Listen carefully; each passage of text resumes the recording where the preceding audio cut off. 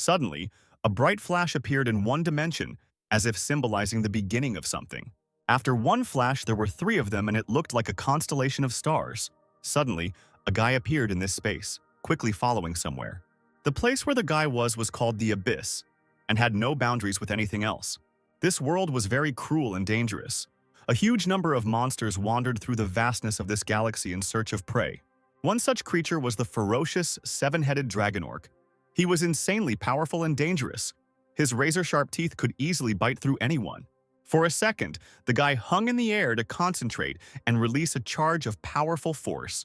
A blast of powerful energy was released from the protagonist's hands and struck the seven-headed dragon in a second. The main character fought this creature with dignity and determination and was confident that it would not be difficult for him to defeat it one-on-one. Suddenly, the guy heard a loud roar of some kind of animal from behind. He was a little scared and looked in that direction. Right behind him was a huge and ruthless planet eater in this dimension. It was called Vulcan.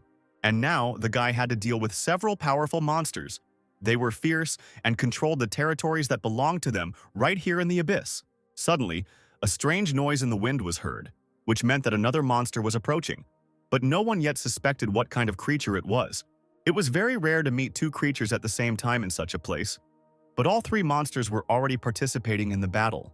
The boy quickly fell into the trap of a ruthless spider, who instantly enveloped him in sticky webs. When the monster approached the main character, he saw that right in front of him was the ruler of the spatial cave of arachnids, Audio. The spider quickly began to descend with a loud hiss directly towards the victim and eagerly awaited the killing bite. The guy's eyes lit up like two constellations. He was ready to fight this creature, and a moment later a charge of light was released straight at the monsters. At one point, it seemed to the guy that this fight had taken more than 300 years, but it would have been much easier to deal with them one by one. The huge monsters were defeated. He lost too much time killing them, and now he needs to quickly find a way to return to Earth. As the boy left this location, he received a notification that he had achieved success worthy of the title of Invincible Master of Training, and that the world now resonates with him. His presence became more noticeable here, and as a constellation he became much stronger. When the Earth was first connected with the Abyss, mankind learned that mythology is not just a product of the imagination. The beings called constellations were the closest to what people considered deities. They blessed them and expanded the ranks of followers. But as with any other rule, as the number of followers grows, so does the authority of the constellation. The Earth, with nearly 10 billion souls, was like a gold mine for the constellations, who fought to take followers from each other. But among them were also far more evil constellations, who wanted to take over the Earth not through blessings, but through sheer force. And this man, no, after these battles it's hard to call him a man, this constellation appeared to stop this. A completely young constellation, Skylar.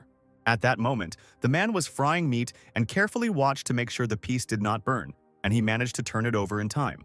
There was a brilliantly golden-colored frying pan with an insanely delicious steak on it, which was about to be ready to eat. Someone asked where this frying pan came from. The guy replied that it was a frying pan made of adamantine. The goblin was very surprised that you can cook meat in it, especially the meat of a bear that eats planets. Even the constellations are wary of this. The ruler of the Goblin Kingdom asked what kind of oil it was because it contained a huge amount of magical power. The guy thought for a second because this name was on the tip of his tongue.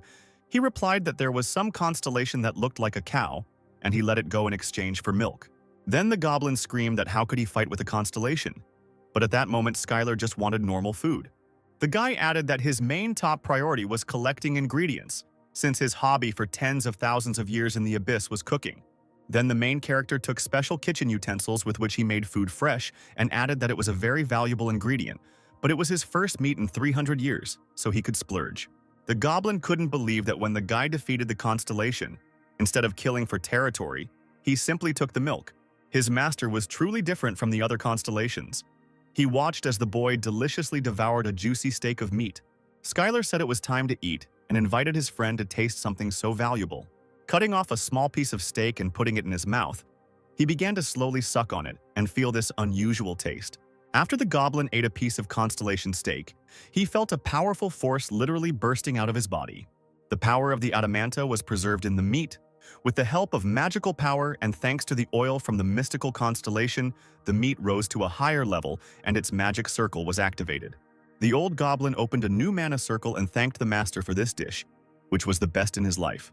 The guy watched all this from the side and could not understand what was wrong with him. Apparently, they really say that goblins are very strange. Skylar looked up and thought about how much he missed the ground. These events took place on Earth several tens of thousands of years ago, in the very distant past. In the gym, they asked the guy why he was lifting weights and whether he really wanted to become stronger than he was now. It was the Korean teacher who reminded Skylar that he needed to be in class now. In the distant past, the protagonist was an ordinary person.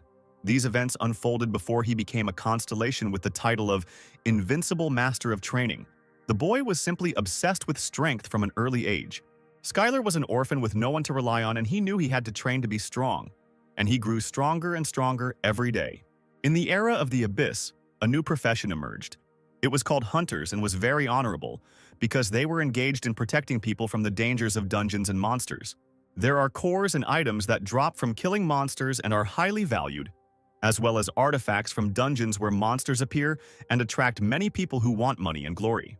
The main character had nothing to lose, so he became a C+ rank human hunter. Sitting together in the gym, the guy's boss asked him to slow down a bit on the load. But Skylar knew that going into a dungeon with B-rank monsters was too much. The boss said that they could barely even handle a C-rank dungeon now. He added that even hunters of that rank were suffering losses in those dungeons, so there was no talk of a B-rank at that time. When the young guy once again lifted the barbell, he thought about the skills of magic, martial arts, and artifacts that dropped in the dungeons and that they were all great. No matter how much people used them, they were still too weak. So the guy thought that it was really possible to become stronger just by raiding difficult dungeons.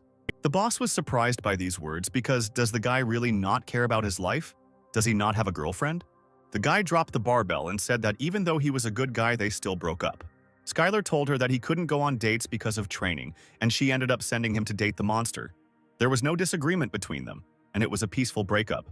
In one of the locations, one of the monsters was heading straight towards the main character. The guy was ready to fight the ruthless monster, and as soon as he approached him, he crushed all his mighty force straight into him. The hunters who were together in this location sympathized with the guy, because being a master of martial arts is not easy at all. They are hardy, and therefore they make good tanks. But their damage cannot be compared with the damage inflicted by mages. They couldn't fully understand why he decided to become a martial arts master, but while farming, they got a martial arts scroll. And because everyone was only interested in magic, he became useless, and it was from that moment that Skylar decided to start studying him. He cared little about what people said about him and did not regret starting to learn martial arts. As it turned out, martial arts are simple and not as bright and convenient as magic. But the true nature of martial arts, in which fighters received as much as they trained, was well suited for the main character. In addition, no one has canceled the absence of regrets and desires to achieve greater results in training. The guy trained day and night, but it still wasn't enough for him. He fell into the corner of the room and thought that he had reached rank C+ through hard training. But there were still several martial artists who had managed to become stronger than him. Then the guy decided that he should train more, longer, and more often. Even in his sleep, the guy trained. Maybe it wasn't as effective, but it made sense because in any case, it was considered spiritual training. Suddenly, Skylar saw a bright flash in front of him and asked who was right in front of him. When the light dissipated a little, he saw the constellation of the abyss of the great magician. Between the two scales of the scales, the virtuous goddess of the scales appeared before him. She asked the guy to calm down, because they had little time left, and she got straight to the point. The main character could not have expected that the girl would offer him to make a deal with her. She said that people who meet the constellation always ask a lot of questions, but the guy quickly interrupted her and replied that he agreed to the deal. The great magician asked the guy in surprise how he could agree so quickly, and not even want to ask anything about it. Then the main character asked only one question. Could he gain power by making a deal with her? The great magician replied that maybe that was enough for Skylar. The guy asked why she chose him, because there are many hunters who have a higher rating and more fame. In response to this, the girl reminded that she is a virtuous goddess of Libra and she has the ability to see the future. She told a story about a great danger that would befall the Earth in a few years. The evil constellations will begin to attack the Earth in full force, and when that day comes, the guy will think that the current dungeons and monsters threatening the Earth were just kindergarten. The goddess predicted this and added that he was the key to preventing this future. The guy was surprised by her words because how could he influence the future alone? The girl turned to Skylar and said that she would make him much stronger through long, hard, and inhuman training. The guy was shocked by these words and was at a loss. He did not know what to answer. At this point, the virtuous goddess of Libra did her best to make the guy as scared as possible, because she knew that only a madman would agree to such a contract. The girl added that through long, hard, and inhuman training, he could become her avatar, and extended her hand to him. Even the virtuous goddess of Scales was unsure, for to offer such a deal to a hunter was unheard of. This contract was completely unfair and illogical.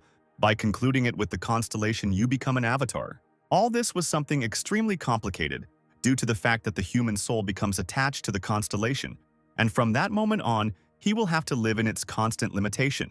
The gods appear before people and offer powerful strength and magic that will arrive immediately after the contract is concluded and guarantees an instant rank increase.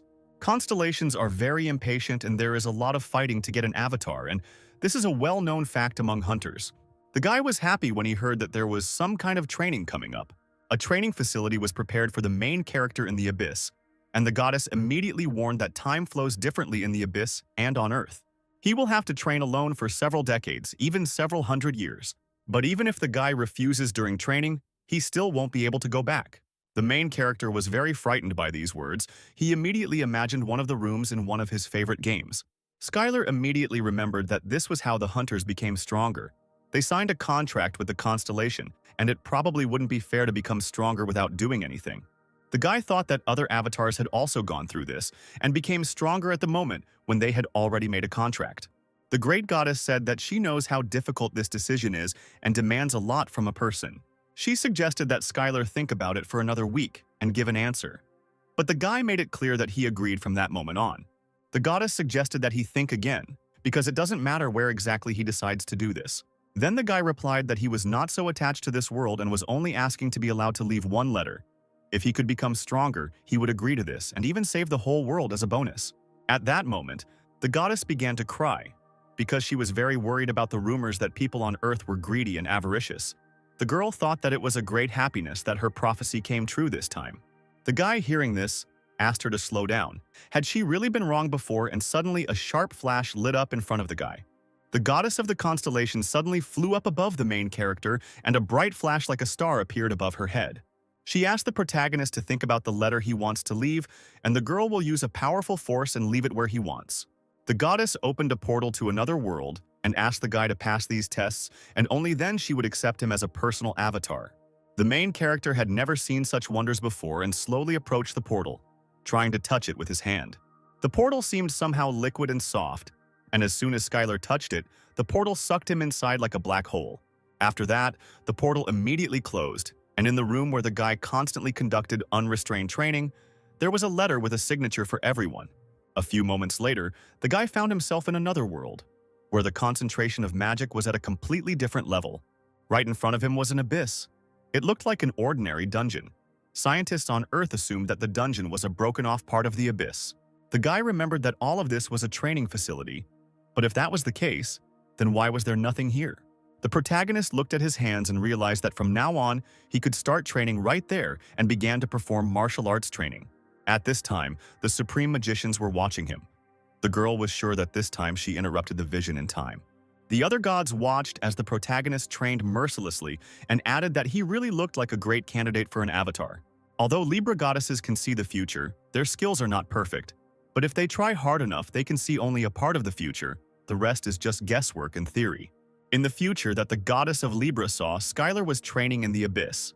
He ruthlessly suppresses the invasion of evil constellations.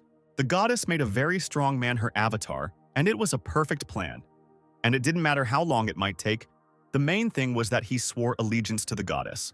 The other constellations began to worry even more, because she was too sure of this, and this gave them a bad feeling. It only remained to wait a little while for him to arrive for training, because she had already prepared everything. The guy noticed how a powerful tornado appeared not far behind him and was moving towards him. It all looked very dangerous for him, but it was the least test that the goddess of Libra could do for the guy. The main character thought that this was a test of the goddess and that it was impossible to become stronger without facing danger, especially if she had prepared the task, and it definitely made sense. Skylar immediately entered into a fight with the lightning tornado. Its power was so powerful that the guy felt like his body was being torn apart. But the guy was persistent and said that he had to endure this test, and as soon as he thought about it, a strong whirlwind lifted him sharply into the air. The voice from the tornado said that one can only become stronger by overcoming pain and difficulties, because this is God's plan. After a powerful magical storm passed through, the illusion magic that covered the territory of the virtuous goddess of scales dissipated. But this magic was used as a basic security measure, and before Skylar could figure it out, the magical storm raged again. Even the great goddess could not have foreseen this. The two constellations asked each other why the guy hadn't come to them yet. The goddess should have sensed his presence when he entered the training citadel, but for some reason there was still no news about him. The girl screamed that she had left him 10 meters from the citadel and he needed to go a little further. Couldn't he find her after wandering a little? Couldn't Earthlings act on their own? The Libra goddess had prepared everything he needed for training, even getting top-notch equipment so he could train safely and effectively. The girl also didn't forget about earthly toys so that the guy could have fun in his free time. All this was the least she could do for a hunter who had accepted such terrible conditions, to prepare a comfortable environment for him so that he could focus on training. Suddenly, a warrior appeared and turned to the lady and reported that he had inspected the perimeter of the training citadel and could not find the person she spoke of. The girl responded in horror that this couldn't be, because she had definitely sent Skylar there. The warrior then suggested that perhaps the magical storm of the abyss had thrown him back. Then the goddess turned to him and asked him to do everything he could to find him and bring this man back. He had to be found and saved, because he couldn't just stay and wander the abyss forever. And the noble warrior accepted the order of the lady and said that he would find him at any cost and went to search through the abyss. The abyss was an endless void, and even the constellations were able to master only a part of this world. And it was simply impossible to find a person who was carried away by a magical storm. The violent flow of mana could simply destroy his body. The guy felt as if he was in the deep sea, although he had never been there. Highly concentrated magical power circulated through his breath, thus strengthening his body. The boy's bones and muscles were strengthened, and his potential increased dramatically. The protagonist wandered in this storm and took it all as a test of becoming an avatar of the constellation. A few weeks later, a storm released the boy and brought his body to the ground. Skylar was barely able to stand, but he was glad that the first training session had gone well and was finally over. He raised his head up and was horrified. It seemed to him that in front of him was the place where the next training would take place. The place where the magical storm brought the protagonist was an empty corner of the abyss, which was not owned by any constellation. Suddenly, a stone monster appeared right in front of the guy, and he thought that the training was that he had to defeat it. Skylar noted that the monster looked like Onyx from Pokemon and was similar to an A-rank monster. The protagonist simply looked at his opponent and couldn't believe that the goddess wasn't overestimating him, since he was hardly a C-rank hunter. But Skylar immediately pushed these thoughts aside and was sure that the goddess had carefully planned everything for him. And at that moment, the guy ran straight at the monster. He had enough time to give it a good fight. The main character put all his strength into one blow. But the monster didn't even notice this, and there was no reaction. The guy couldn't even scratch him. Suddenly, the stone monster uttered a terrible cry that was supposed to frighten the main character. But this didn't stop the guy, and he was going to smash him into rubble and would train until he could knock him down. One day, the protagonist received this book as a bonus at an auction. It was about divine space art with a D-rank skill. Two guys were talking about how martial arts are not popular. Moreover, they are also hard and no one needed this book. Then one of the guys decided to just sell it. He said that no normal person would buy it. Skylar was sitting next to him and asked if he could buy this book, because he had always been interested in studying martial arts. The man sold the book without any difficulty and said that the boy had strange taste for his age, and warned him not to rely on this skill alone. Everyone knew that cultivating strength took a very long time. Even if you thought that this skill would make someone stronger, it was better to learn something else. If mana is the lifeblood of a magician, then Kai is an integral part of a martial artist's abilities. This damage varied depending on the amount of ki achieved, and so it was natural that a divine space art that slowly cultivated Kai was unpopular.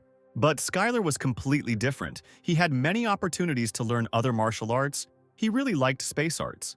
The guy massaged the stone monster non-stop, because in the divine space art there is no special way to cultivate ki. However, instead, Kai permeates every movement from a fist to a milky kick and returns back to the body. By repeating this process, a tiny amount of Kai accumulates inside, but each kick and punch slowly increases the protagonist's Kai. If this training is repeated endlessly, then eventually he will become a master of martial arts, of course. All this was about theory, but not everyone is capable of such training. The guy thought that he had no talent, but in fact he was deeply mistaken. because he has the talent to endure fatigue and make endless efforts. That's why he was able to withstand 100 years of repeating the same skill. Thanks to this, he learned the B+ rank skill, the internal destruction fist technique, and then the next level of divine space art. The young man had reached the level of an advanced martial artist and was now a B-rank hunter. Then the guy remembered one hunter who was able to become an A-rank martial arts master. He was a hunter from China, the only martial artist to reach A rank. The young man became an expert in martial arts, or in other words, about the level of a six-circle mage. The girl asked him with great surprise whether he was going to apply for a higher rank and immediately received a positive answer. The guy planned to become the first S-rank martial artist. The main character was not very inspired by this thought, because at this rate he would only be able to reach this guy's level in 1,000 years. At that moment, a stone monster looked at Skylar. The guy asked him why he was looking at him like that, because there was a fair fight between them. The stone snake didn't just ignore him. After the boy had been cultivating chi for decades, it could no longer ignore the damage it received. At that moment, the snake couldn't hold back her tears, because the guy had forcibly chosen her as a dummy when she was just doing her usual everyday things. At one point, the guy felt a little lost and decided to go somewhere, because it was a training ground, so now he can go wherever he wants. Suddenly, the stone snake sat the young man right on his head and moved forward. The main character found this idea funny, because simply walking through the abyss was an incredibly boring activity. At one point, the guy heard the sound he heard 100 years ago when he first fell into the abyss. It was the sounds of a magical storm. The boy regarded this as a gift from the goddess, which would lead him to the second test. But the dragon had a different opinion and believed that the man would simply die. The protagonist kindly asked the beast to go with him, but he was afraid, because even the strongest monsters can die if they get caught in a magical storm. Then the monster suddenly jumped and together with Skylar found themselves in the epicenter of a magical storm, because he had no choice but to agree with it. After reaching the destination point, the monster was exhausted, and the guy joyfully exclaimed that everyone in the abyss really moves so happily. When the boy reached the advanced level, he realized how incredible the magical storm was. It filled his body with mana and made him stronger, eliminating fatigue. All this was an incredible training in restoring the whole body. To control such a powerful constellation is truly amazing. But the guy didn't fully understand that it was just pure luck that he didn't die immediately after the magical storm caught him. Because if he hadn't taken it as a test from the goddess and allowed the flow to capture his body, the storm would have torn him to shreds in 1 second. The young man wandered through the abyss and wondered why there was no food here, since he had not eaten for over 100 years. But he still had no feeling of hunger. The guy wanted to chew something and the monster kindly offered him to try the stone. The monster said that theoretically he could eat him because, technically speaking, the stone of his body is meat. He happily shared a piece of the stone body, but the guy regarded it as revenge for using him as a punching bag for 100 years. The monster looked kindly at the guy and waited for his reaction because he had no bad intentions. But Skylar refused such a treat, because no matter how hungry he was, he did not want to eat the monster. In response to his words, the creature happily threw him on its head and threw him into the air several times. From this moment on, the protagonist learned everything he needed to know about the stone snake. At that moment, the boy received a combat insight based on the stone serpent's movements. It was about the stone serpent's fist, strong enough to pierce the ground. The punch was strong enough to pierce the ground, but also flexible as if it was floating through the air. And the advanced level master immediately tried out a new fist technique. After that, he was very surprised, and now the guy is not going to stop using divine space arts because it was quite good. After this, the main character began to understand much more, having received a new level of martial arts and was looking forward to the next training. The guy stood on the edge of a cliff and thought about where the next training session would be. After seeing the photo, the guy decided that the next training would be underwater and ran down. He also ordered his friend to stay on dry land, as the stone could sink. The guy entered the water elegantly and, taking in as much air as possible, dove straight to the bottom. But this was not ordinary water, but poisonous water, which immediately penetrated his body, and the charge of chi that he received from the divine cosmic arts began to deplete. The boy began to be attacked by sea monsters, and if his power ran out, his life would be in danger. But with each attack, his body became accustomed to the poison, and his resistance increased. On the shore of the poisonous ocean, like a faithful dog, the monster waited for its owner. He saw something happening inside the water. It was Skylar, who with a powerful leap from the water found himself right on dry land. The guy told that the ocean of the abyss is very dangerous, and that at the bottom he saw something shining, and he should get it. Skylar didn't know how he would swim through the poisonous ocean, but if this was all a test from the goddess, then there had to be a way. Then the guy began to think about what he should do and how to act in this situation. He then decided that with the help of divine cosmic art, he would accumulate enough chi power to swim across the poisonous ocean. But the guy couldn't imagine that all this would take a very long time. He was of course glad that he was becoming stronger, but he didn't understand why this process was so long and he had been stuck here for 200 years. Then the young man saw his friend eating a lot of stones and asked how tasty it was. He also needed to eat something, but thanks to his mother he was not hungry. But it was hard to live without food, since everything seemed very gray. When the main character was wandering along the shore, he saw in the distance a monster from the poisonous ocean. The guy's eyes lit up when he saw this fish in front of him. All that was left was to cook it properly. The main character decided that in order to eat normally, he had to cook it first. Then the guy went to get some supplies and with great force began to knock something out of the rock. He managed to create his first kitchen utensils, and for a first attempt it turned out pretty well. The guy found a large stone slab and put the fish on it and began to cut it up. But as soon as his knife cut through the head, the stone utensils melted. The main character was confused and did not understand how to cook it further. Brilliant ideas were much faster than his, and he thought that maybe he should eat it raw, just like sashimi. The stone friend could not stand such thoughts and took something out of his jaw and offered the guy to use it. In Skylar's hands was an adamantine. It was a treasure among treasures, highly valued among rock-type monsters. The guy really liked this material because it did not melt when it came into contact with this liquid, and you can even make a cutting board out of such things. The young man was happy about this because now, by training in the abyss, he would be able to make any kitchen utensil. At this moment, the main character remembered the words of the boss, who kept shouting at him that a person should have a hobby, and now he finally understood what the boss was trying to tell him. Now if a guy can improve his cooking skills after getting the kitchen utensils, he can kill 2 birds with 1 stone, as he will be able to cook food that will help him in his training. Skylar finally cooked a fish steak and immediately began to taste it, even though he only lived once. On Earth, the main character was not picky about food and adhered to a strict diet. Many of his friends asked what was for dinner today, but upon hearing the answer, they immediately said that they had eaten somewhere else. After the guy finished eating the steak from the poisonous fish, he felt some kind of burning inside his body, and green poisonous smoke came out of all his orifices. Even though the boy had absorbed all the poison, it was successfully removed using the Divine Space Arts Kai. At one point, Skylar realized that the poisonous meat had increased his Kai, and his tongue had simply gone slightly numb. The guy came to the conclusion that poison was one of the ways of energy, because until he was poisoned, he could transform it into Kai. Then, the main character decided that it was time to start hunting, and he was ready to eat each of them.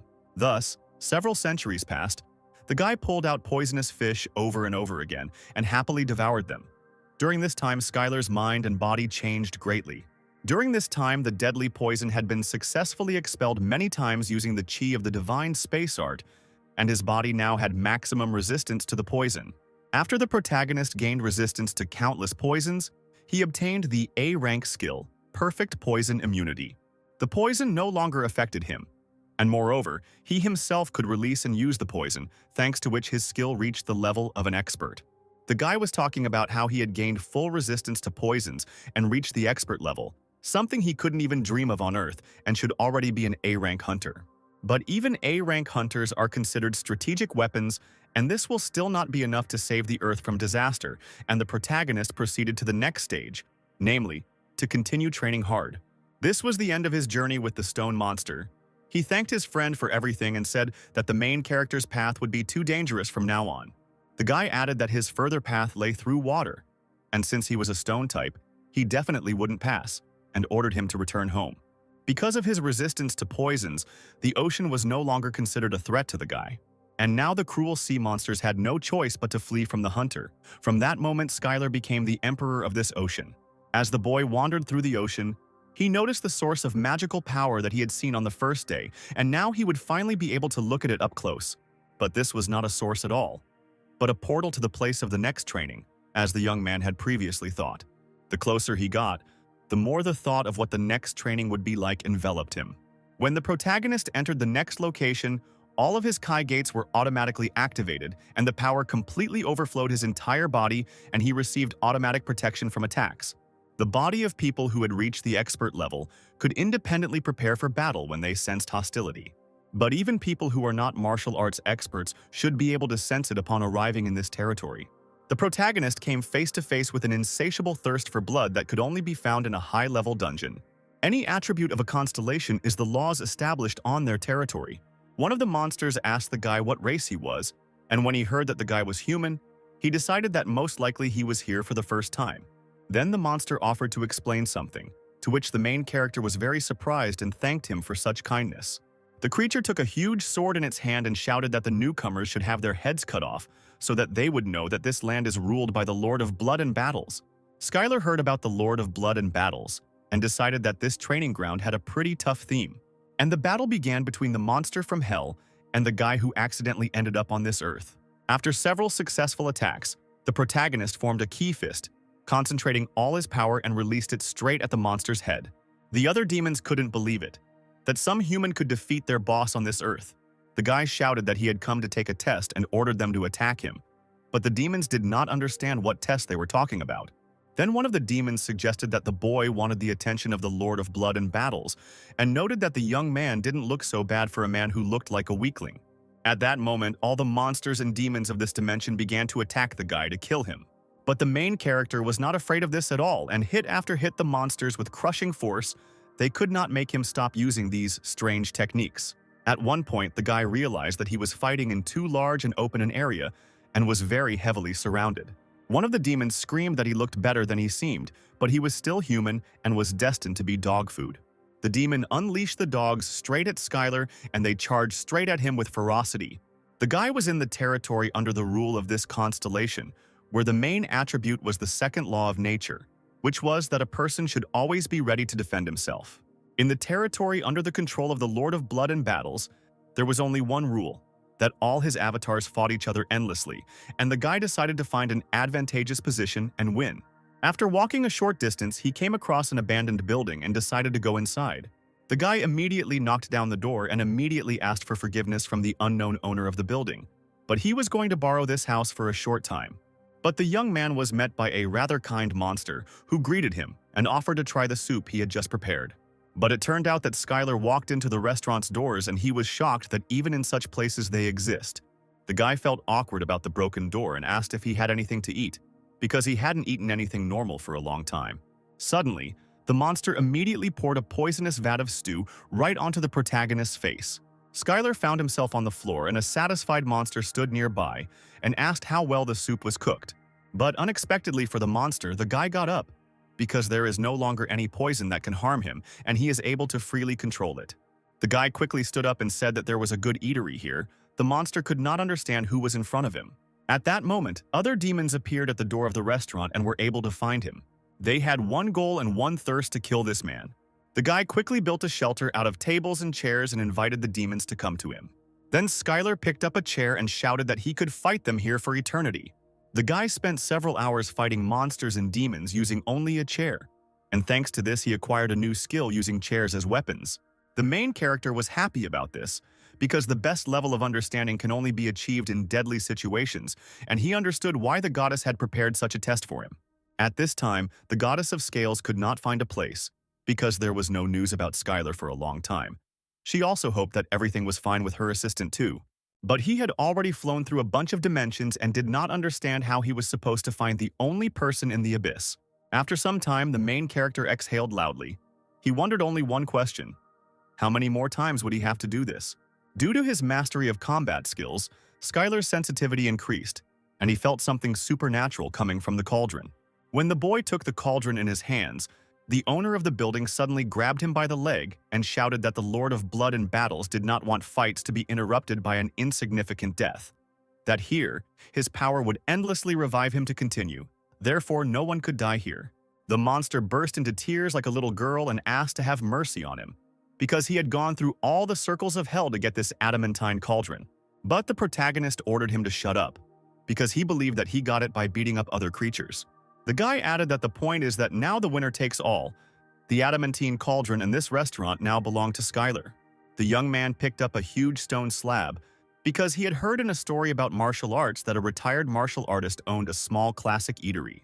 The guy came here only to look for a suitable place for battles, but suddenly acquired a diner that inspired him.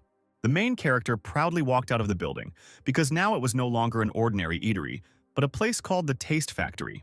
The amazed monster screamed at the boy not to even think about it, because it was all his. But Skylar didn't care anymore. He offered him a great bet. If he wanted to take the restaurant back, he should beat him, because that's how the rules work here. When the guy entered the kitchen, he was surprised at how often the demon chef kept this place. Right on the table in front of the guy were all the ingredients, dishes, and even a special place. The experiment section should not have any problems now. Then the main character decided to check what kind of food was on this table. First of all, he took some piece that looked tasty and filling and was similar to meat. As soon as the guy took a small bite, he realized that he had taken poison and was not very happy about it. He could not understand where the poison came from in the restaurant. Then the young man began to try one of the strange fruits. As he tried one ingredient after another, he realized that there was poison everywhere in this restaurant, and he couldn't understand why there was so much of it and whether demons really fed on it. The boy resigned himself to this and decided that he should eat everything raw and use his poison immunity to convert it into Kai energy. But Skylar suddenly remembered that the poison had no effect on him, and now he would simply use it as one of the ingredients for cooking. From that day on, the boy fought monsters to gain experience during the day, and he experimented with recipes at night, and all this continued in the diner for several hundred years. The main character was calmly going about his daily business, cleaning the restaurant and cleaning the floor from dirt. But each time the monsters and demons returned and screamed at him to give his restaurant back. But the guy shouted that this was now a pub, not some lousy restaurant, and quickly threw all the creatures out of the building. At one point, the protagonist discovered that he had obtained a new skill through countless battles. He had obtained an A-rank skill, harmony of body and mind. Now divine space arts had become more natural. The man received a surge of wild energy. The circulation of chi in his body accelerated sharply. The skill of harmony of body and mind was a state in which the body moves in accordance with the mind. After acquiring this skill, the body becomes much faster than before. Every martial artist wanted to gain this skill, but it was very difficult to achieve. Magic skills were popular and used by many, so they were often sold at auctions. Various scrolls with magic spells were available to everyone who participated in this. But because of this popularity, the scroll of harmony of body and mind was difficult to obtain. Some could only crawl through dungeons and hope for a miracle. The protagonist did not understand why, but he was able to achieve harmony of body and mind through prolonged deadly fights. The guy thought that all the martial artists would go crazy because of this. But there was one question left: when would he return and whether he would be able to at all? At this time, the Lord of Blood and Battles was pleased with all who received his blessing and continued to wage continuous battles. The demon chief could not believe that an army of monsters could not defeat one person after 100 years. The main character sat quietly on the table and meditated while the monsters did not understand how to open the closed door. This building was so strong and powerful that they could not demolish it to kill a person. By the time the demons realized that their strategy wasn't working, the protagonist also realized that something needed to change. He looked at his hands and realized that he had stopped getting stronger, that his strength was fading with each passing day. Of course, he absorbed some energy through his culinary research, but his progress in martial arts had completely stopped. The boy was still inside. He could no longer experience things like harmony of body and mind. Behind the door, there were screams of monsters who were shouting about adamantine nuggets and fresh meat of the void beast, from which strength would increase dramatically. All of these were unsuccessful attempts by the monsters to lure the main character out. Over the years, the demons had come to an agreement that as long as Skylar was hiding in a dive bar or a pub, they wouldn't even scratch him, and so they tried their best to lure him out. Suddenly, the doors of the pub opened and Skylar shouted that he could forgive a lot, but asked the demons to end this unfortunate performance. The monsters were surprised, because they could not have expected that the guy would actually come out to them. And at that moment, all the creatures flew towards the guy as if they saw an appetizing and tasty piece of meat. All this time, the demonic pub was not only a refuge, but also the cause of Skylar's stagnation. Being isolated in the pub meant he stopped engaging in the death matches that had accelerated his growth. That's why he decided to play along with them, even though the demons' acting was some of the worst. But at the moment of the fight between the demons and the guy, there was a huge and powerful demon, which became a small problem for Skylar. The demons screamed that today would be his last day, and that he would no longer need to pretend to be a strong guy who would simply be hidden in this building. In response to this, the main character turned to the demon boss, saying that he was afraid that at this rate he would not advance in martial arts. These words angered the creatures and they began to attack the guy, but he was so fast and agile that they couldn't even touch him. One A-rank martial artist described powerful strength as a state in which he is filled with confidence. Before this, Skylar couldn't understand this. But now that he had reached the level of an expert, the young man realized that before, in battle, the guy always felt like he was cornered, randomly attacking in all directions with all his kai. The feeling he had of lack of confidence had completely disappeared, and he was now completely calm and full of strength. The whole world told him that he was stronger than all the demons around him. He could dispel the enemy attack with divine space art. The main character easily took the demon by his sword, because now he learned to use the enemy's strength against him. At this moment, he learned the martial art of the samurai, in which the opponent's strength is used against them. After a successful fight, the guy was happy that he managed to get a piece of fresh meat and an ingot of adamanta. Soon, the guy returned to the pub again and shouted that he would gladly fight them again anytime if they brought him more gifts. The next day, a piece of meat and 2 beautiful ingots awaited the main character. The demons brought them as promised and offered to fight them again. The guy immediately left the building and was surprised. There was no one in front of him. He couldn't understand where everyone had gone, because they wanted to fight him so much. Suddenly, the demons started firing from the air. They decided that the guy specialized in close combat and therefore decided to finish him off with long-range attacks. Skylar successfully escaped this barrage, and thus his body became even stronger after the demon attacks. All the demons were wondering the same thing. When would he finally die? But time after time they received a direct hit from spells, because now Skylar had received the skill of invulnerability. From that moment on, the more the demons spent their strength, the stronger Skylar became, and each time the gap between them increased. More than several hundred years have passed since these events, but the merciless battles between man and demon continue to this day. A line of demons had already formed to wait for the legendary battle. But when the main character came out, he announced that there would be no fight. One of the demons waited the whole morning to fight under the pub and was very upset about it, but a resourceful guy suggested that next time he take a number for the first fight. The guy warned that he would not fight with those who did not stand in line and would make scenes, but one of the demons calmed the main character by saying that the demons who wanted to fight would obey him, because it was difficult to find a strong man like a human, and they were forced to stand in line. As Skylar returned to the pub, the young man thought about how he had somehow become close to these guys, and he assumed it was natural after hundreds of years of fighting. The boy held an A-rank hunter card in front of him. It was a magical item received when first registering with the association, and when the owner filled it with magical key, it showed the owner's statistics. The guy had long forgotten about this card and after some time decided to take it out and look at the result of long training. When the boy took the card, he was shocked, because he received so many skills that on Earth he could only dream of it. But one of the last skills seriously interested Skylar. He didn't know what it was and what this skill gave. It had a worldwide resonance. The boy couldn't believe his eyes because this skill was D rank when he first learned it. He had never seen the rank rise so quickly. But it was all because of the training in the abyss that had already taken several centuries and even more than 1,000 years. One of the A-rank skills was perfect immunity to poisons, the ability to freely control poisons and gain Kai when absorbing it. The second skill was the harmony of body and mind, the ability to use the body the way the owner wants it. The third skill meant the ability to redirect the opponent's power back, even if it was greater than the main character. The fourth skill was invulnerability, where the skin became harder than steel and was able to block most attacks. The guy knew about all the abilities he received, but then he noticed the card coherence. It was one of the skills he heard about back on Earth. The meaning of this skill was that hunters use mana or Kai as a source of power when using the skill. And when the quality of this source drops, it will result in a loss of effectiveness or a failure to use the skill. However, if the user has an unimaginably large amount of pure Kai, it will reach a legendary level, creating an illusion of 3 colors during key meditation. Skylar was puzzled, because this skill was available to hunters who had learned a unique A-rank martial art like the Divine Twilight Art. But the guy didn't know that although the Divine Space Art is weak in terms of growth rate, it allows you to create Kai stronger than any other martial art. And Skylar trained this art for more than 1,000 years. A martial arts expert card meant that the person had the ideal physique to learn martial arts. This primarily meant that they had a high affinity with Kai, and most people with this skill received it at birth. The guy suggested that it might be due to the magical storm, since he never had any innate talents.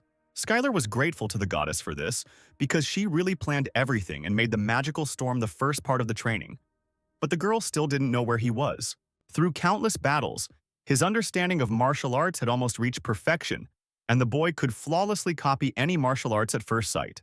It was believed that it was difficult to master even one martial art in a lifetime, and this skill would allow him to use different techniques depending on the situation. This skill was really strong, but in the end the guy saw one of the abilities that didn't even have a rank. It was a world resonance where the world resonates with the protagonist because he is close to reaching the peak of existence. But the guy did not understand a single word and thought that maybe the hunter's card was broken. But at that moment, Skylar did not realize that this is the thing that will make the whole earth go crazy. While the guy was carefully studying the hunter's cards, he prepared a whole vat of delicious soup. At this point, the demons were discussing how Skylar was a strong opponent and couldn't understand how he could be so strong. One of them had been competing with him for 500 years, but he was still stronger. The guy approached the losers and offered to try one of the most delicious dishes of this establishment. The monsters happily tried what the main character had prepared on the condition that after eating they would defeat this man. Skylar practiced cooking continuously, making changes to the menu, and each time it became tastier and tastier. But sometimes the demons didn't like the food, and they weren't going to eat it, because even pigs wouldn't eat it. The protagonist accidentally poisoned the demon and decided that next time it would be better not to add this ingredient to the soup. Suddenly, someone's voice shouted that a warrior was coming for battle. He was not a prisoner who could be tortured like this. A huge demon was walking towards the guy and refused to play his games and asked the man to fight him. As soon as the demon came within a meter, he immediately received a powerful punch right in the chest and jumped back several meters. The boy couldn't understand what he didn't like about his food and forbade him from entering here even after he was resurrected. After that, Skylar smiled and apologized for this situation and told the demons not to be shy about trying the food. The demons liked the young man's food so much that they offered to serve this dish to their master, the Lord of Blood and Battles. The young man was very flattered and was glad that they liked everything so much. Demons were really different from people. They thought that this food was very tasty, and those who ate until they were full did not come to the pub for more than a month. After such a time spent in the kitchen, the guy received the skill of beginner cooking of the abyss. The main character continued to train hard and intensely every day, and he really wasn't wrong, because his skills didn't improve at all. He could no longer cultivate chi. It felt like his body was blocked due to it being overfilled, his growth was stopped. The boy thought about how his top martial artist was just an expert, and even though he wanted to become stronger, he no longer had a role model because there was no longer a martial artist stronger than him. The guy had to break down this wall, and there was only one way to become stronger. It was to fight a new enemy. With an enemy that is many times stronger than these weak demons, the guy needs to fight someone who is stronger than even him.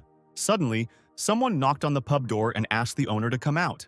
When the guy opened the door, he kindly invited me to taste the excellent meat he had prepared that morning. The main character kindly offered the guest to sit down at any free place, and he would bring meat without rice in the meantime. Skylar was a little wary because in front of him was a completely new demon. He looked at its stats while showing the table. The demon said that he had heard a lot about him and was eager to see his skills. Skylar knew that this guest was very strong and much stronger than him. He had enormous magical power that was strong even for the demonic race. And at that moment, the main character realized that a new stage of training was beginning. The guy kindly served the guest and brought him the dish of the day, meat without rice. The demon began to slowly taste the main character's food. It was clear that he was much stronger than the guy. When the demon finished eating, he thanked him for the food and added that he had heard that the owner of this place liked to collect valuable minerals. At that moment, he took out a huge ingot of adamantine, which was of a size never seen before. The guy held this ingot in his hands and did not know what to say. He thought that the demon paid him too much and offered him another portion of rice, but the demon refused, saying that one was enough and everything was delicious. The demon turned to the man and said that his name was Varigote. He was the first avatar of the Lord of Blood and Battles, and the one to whom he had given the bloody axe, and he had an offer from his master. The guy was very surprised by this and asked what proposal he was talking about. Then the demon added that all this time the Master Lord of Blood and Battles was watching him, and now he wants the guy to become his avatar. Varigote was sure that Skylar would accept the offer, but despite the fact that he is a wanderer from the outside world, the guy is not crazy enough to go against the will of the constellation. The protagonist cautiously asked for forgiveness, but he cannot accept the demon's offer. Varigote was furious because the boy refused his master's offer. The guy said that he was under a lot of pressure and that he was the strong opponent that the young man had been waiting for so long. The demon did not understand this, because the guy had a talent worthy of praise from the master to not hide his fighting spirit in front of someone who was definitely stronger than him. And this was exactly the quality that the Lord of Blood and Battles desired. The demon screamed about what the guy was not happy with if he rejected such a sweet offer. Then the demon suggested that perhaps the guy was already an avatar of another constellation, but he did not feel the presence of the constellation in him at all. The protagonist replied that he was not an avatar yet, but had already promised the constellation that he would become one when he passed her test. The creature tried to find out because perhaps the guy was deceived, but the main character was persistent and did not understand what the demon was trying to achieve, because if he wanted to fight, he would be ready for it with joy. The demon asked the guy not to rush and listen to him, because what he was talking about did not add up in his head. Constellations enter into a contract with an avatar because of their desire. No constellation will accept someone unworthy as an avatar. And to be desired by one constellation meant that other constellations from the abyss would also desire it. And so the constellation immediately makes a contract with the avatar candidate so that others do not do this. But if they want to train the candidate, they do it on their own territory. All this is because there are possible cases of the candidate being intercepted by other constellations while he is wandering outside. And if this happens, then the constellations will laugh at him for 10,000 years. But the boy shouted that Verigo had missed something, because the constellation he had promised could see the future, and the boy was sure that she had chosen this strange method because she had foreseen it. The demon wasn't entirely sure, since foreseeing the future is a rare and special skill. But the protagonist replied that this was precisely what proved that his constellation was better than he thought, since she was able to think that nothing would happen if he trained outside of her territory. After these words, Skylar bragged about the training he had gone through and all the trials he had faced for hundreds of years after he had been caught in the magical storm, and how carefully these trainings had been planned. But the demon replied that this made even less sense, because the magical storm of the abyss is not something that can be controlled, and even the constellations cannot do it. It is a dangerous and powerful catastrophe. The guy was already less confident in his words, and he added that shouldn't at least one constellation be able to control this? The demon said that if it were, it would immediately conquer the entire abyss. He also asked if the guy was sure that it was not the constellation that sent him, but that he simply fell under a magical storm. But the main character did not want to listen to the demon's words and ordered him to shut up. Skylar didn't think Verigo was lying, because it was the truth and now he knew a lot. But he was enjoying the process of becoming stronger so much that he didn't have any questions until this moment. The guy was angry. He didn't understand how stupid he was and why he hadn't thought about this before. At one point, the young man wanted to burst into tears, but he couldn't do that because every tear would exhaust chi and his courage. Skylar walked out of the pub and headed forward.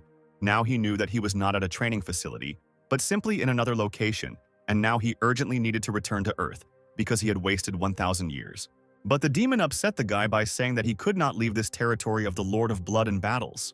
And at that moment, Verigoth, gifted with a bloody axe, showed his true form, and the blessing of the Lord of Blood and Battles enveloped him. He felt sorry that he had to break such a precious gem like the guy who was right in front of him.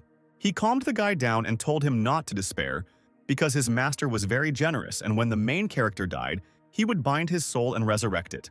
The guy didn't understand what kind of nonsense Verigo was talking about. He refused to play their games and immediately attacked the main demon. The demon noticed that the guy had a special walking technique, and he did not feel any magic, and his movements were much faster than teleportation magic. The protagonist demonstrated a technique of divine space art movements using Kai, and it was called the moonwalk. The demon replied that his master was interested in him for a reason, but he did not intend to continue this any longer and ordered him to prepare to serve his master. Verigot used blood baptism. It was condensed mana, and to use such an amount of mana you need to be very strong, and even the invulnerability skill did not allow you to stay under it for long. The demon screamed that now the end had come for man, and the Lord of Blood and Battles was waiting for him. A downpour of crimson mana melted and destroyed everything it touched. This technique showed in all its glory the difference between the power of Verigoth and the power of a human mage. But thanks to the skill of harmony of body and mind, the protagonist's senses became sharper. His Kai consumption was significantly reduced, and the effectiveness of the martial art he used increased.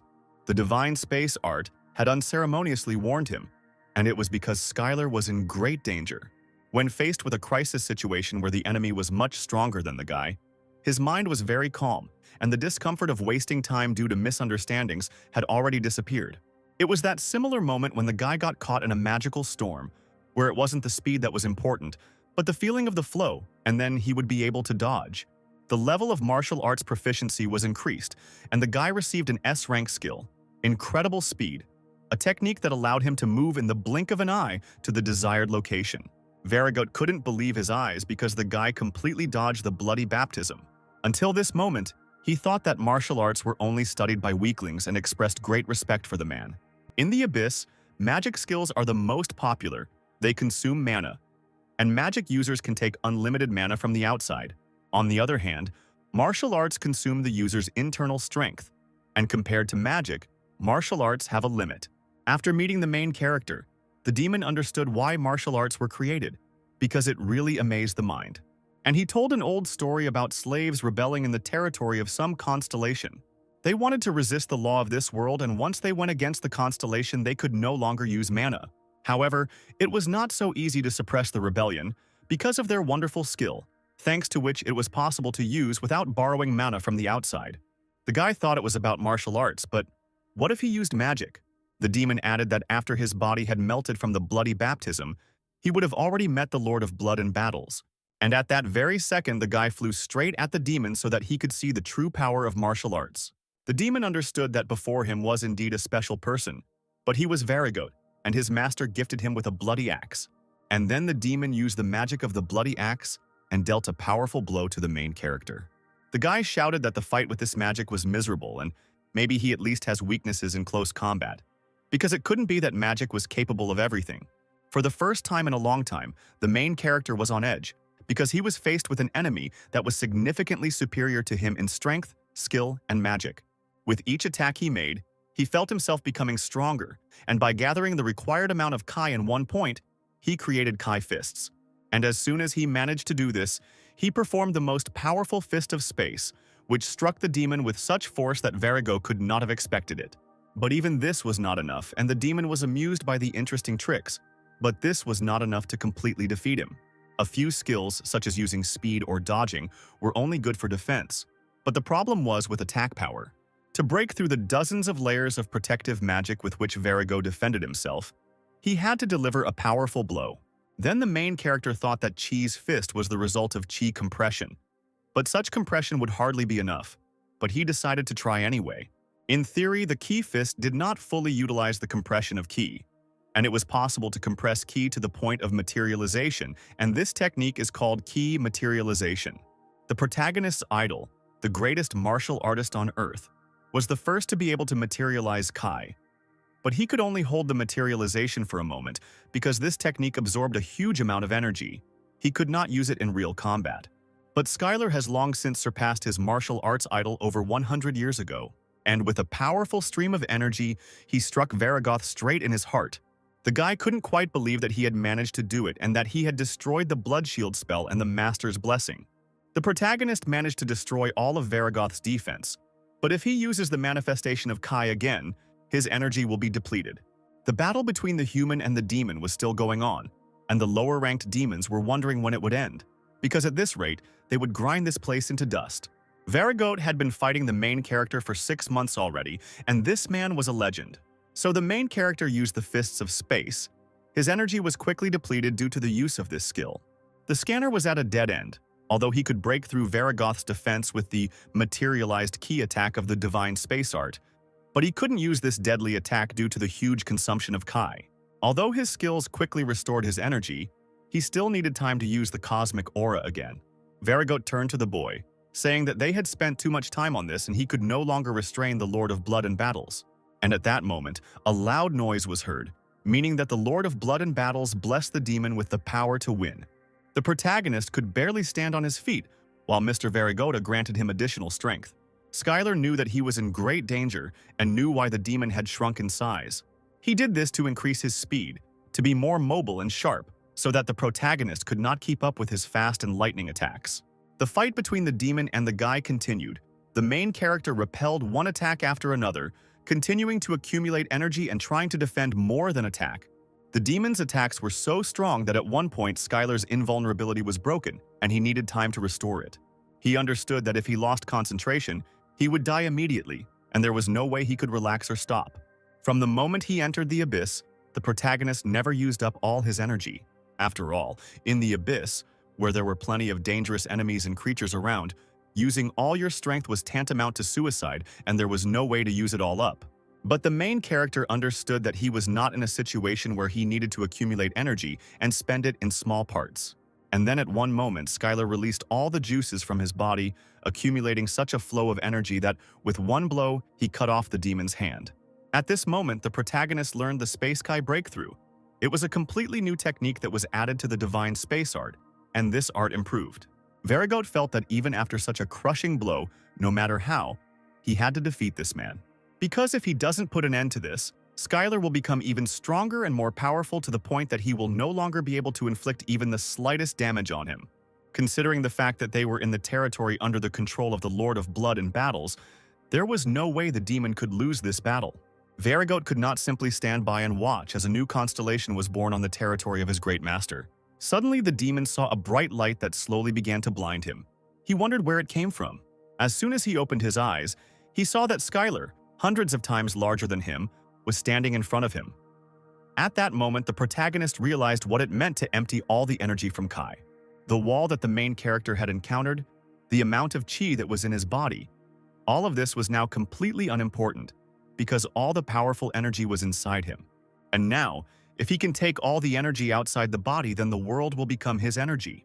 At this moment, the boy had achieved a perfect understanding of the key materialization skill and was now able to freely use this materialization.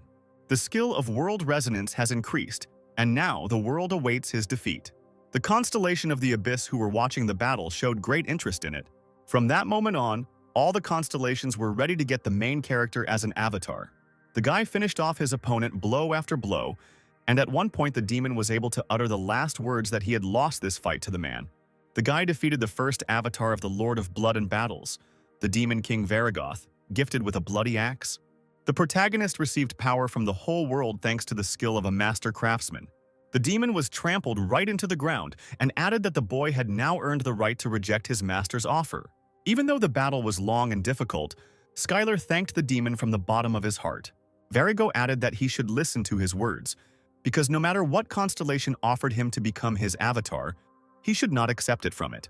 The demon advised the boy to become so strong that no constellation could look down on him, thereby becoming famous in this abyss and becoming a constellation.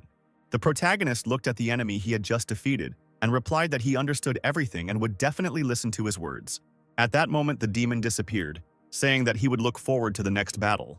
The guy looked at the bright flash and shouted for him to come back, because he had to give him what he deserved. The protagonist began to think about words so that he could become a constellation by becoming a master, the level at which he accepted the world as a whole person. Skylar began to feel something that he could not previously. It was the gaze of the constellations watching him, their pressure and how powerful they were. The protagonist decided that he could match them if he became a little stronger. Suddenly, other constellations of the Abyss began asking Skylar to meet with him. The Abyss constellation did not move. They could not do so, as they were constantly targeting each other's territories, and if one of them accidentally left their post, they would fall in an instant. That is why the constellations watch the world without leaving their own thrones, watching the avatars, or those who are worthy of becoming them. The guy couldn't believe that someone had been watching him all this time, as if he had been shown on the regional news. After the great battle, the Lord of Blood and Battles placed a bounty on Skylar's head, and every creature that was in that territory hunted him. But from that moment on, the protagonist had nothing to fear, because he declared that he would become a constellation, while others watched his triumph. On the ground in the gym, the men saw a guy on TV who had signed a contract with a star.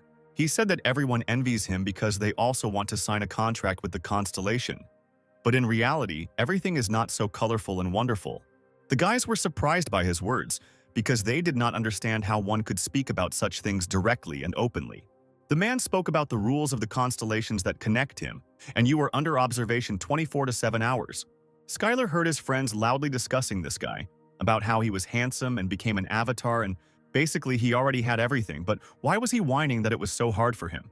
At that moment, the guy realized what the hunter from the TV meant. He was obliged to act according to the rules and obey the order of the constellation, but if he disobeyed, then an unimaginable punishment awaited him. Being an avatar that everyone envies means being a slave in beautiful shackles. All the while the guy was thinking, small demons were attacking him and trying to avenge the honor of their master. Since childhood, the guy wanted to be strong, not so that strong guys like them would pay attention to him. He wanted to choose his own path. As strange as it may seem, Varigoat was right, and the guy can't leave his fate to the discretion of the constellation after he's come so far. At this moment, the main character received various messages from the constellations offering to give new skills, or those who were simply impressed by the level of his martial arts. All this greatly irritated the guy. Skylar didn't know how to use magic properly, but it was as if it didn't need to be used, and it was better to achieve everything with the help of martial arts.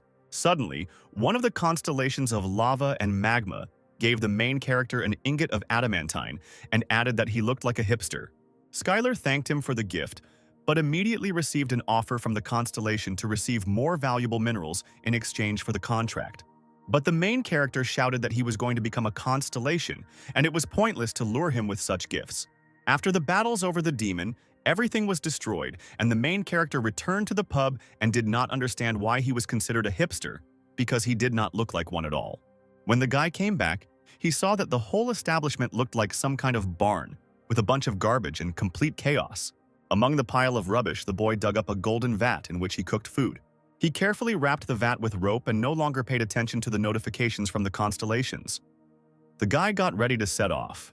The main character left the modest restaurant that brought him so many emotions and went into an unknown world. At one of the locations, a creature with a double head was following the path, when suddenly a voice was heard asking if they had seen a human male here. It was one of the guardian angels of the constellation who continued to search for the guy all over the world and showed what the guy looked like. The creatures smiled when they saw who was shown to them and asked what kind of ugly creature was in front of them and why they should answer to some angel at all. Suddenly there was a loud noise and the same creatures that were in front of the angel crawled out from under the ground. The vicious dogs began to threaten him, saying that he had entered the wrong area and had completely lost his sense of smell.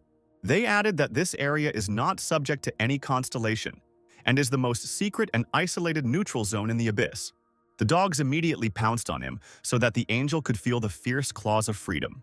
But as soon as the creatures got closer to the angel, they immediately received a powerful blow, after which they flew back several dozen meters. The man then repeated his question, asking if they had seen the guy, and the dogs, horrified, apologized for making such a mistake and replied that they had not seen anyone. After these words, the guardian angel flew away to look for Skylar and thanked the creatures of this location for the information. The angel of the virtuous goddess of Libra continued to search for the man all over the planet. He talked to races capable of speech. He endlessly asked if anyone had seen Skylar.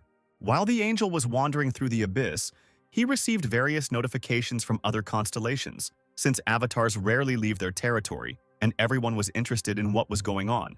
For the constellations sitting on the territory and bound by their own rules, watching the avatars of other constellations was quite simple entertainment. And at that moment, the angel used the skill of the goddess's veil. And now he was hidden from the sight of all the constellations, and one of the observers was furious at the use of such a cheap trick. And the constellations continued to send different notifications, some asking to remove the veil, and some offering various riches in return, just to see what was hidden behind the veil. The virtuous goddess of Libra sent this particular angel on this impossible mission because he will conscientiously carry it out without succumbing to temptations from other constellations, even if he himself considers this mission impossible. Meanwhile, in an abandoned sector on the territory of the Lord of Blood and Battles, the main character continued to train.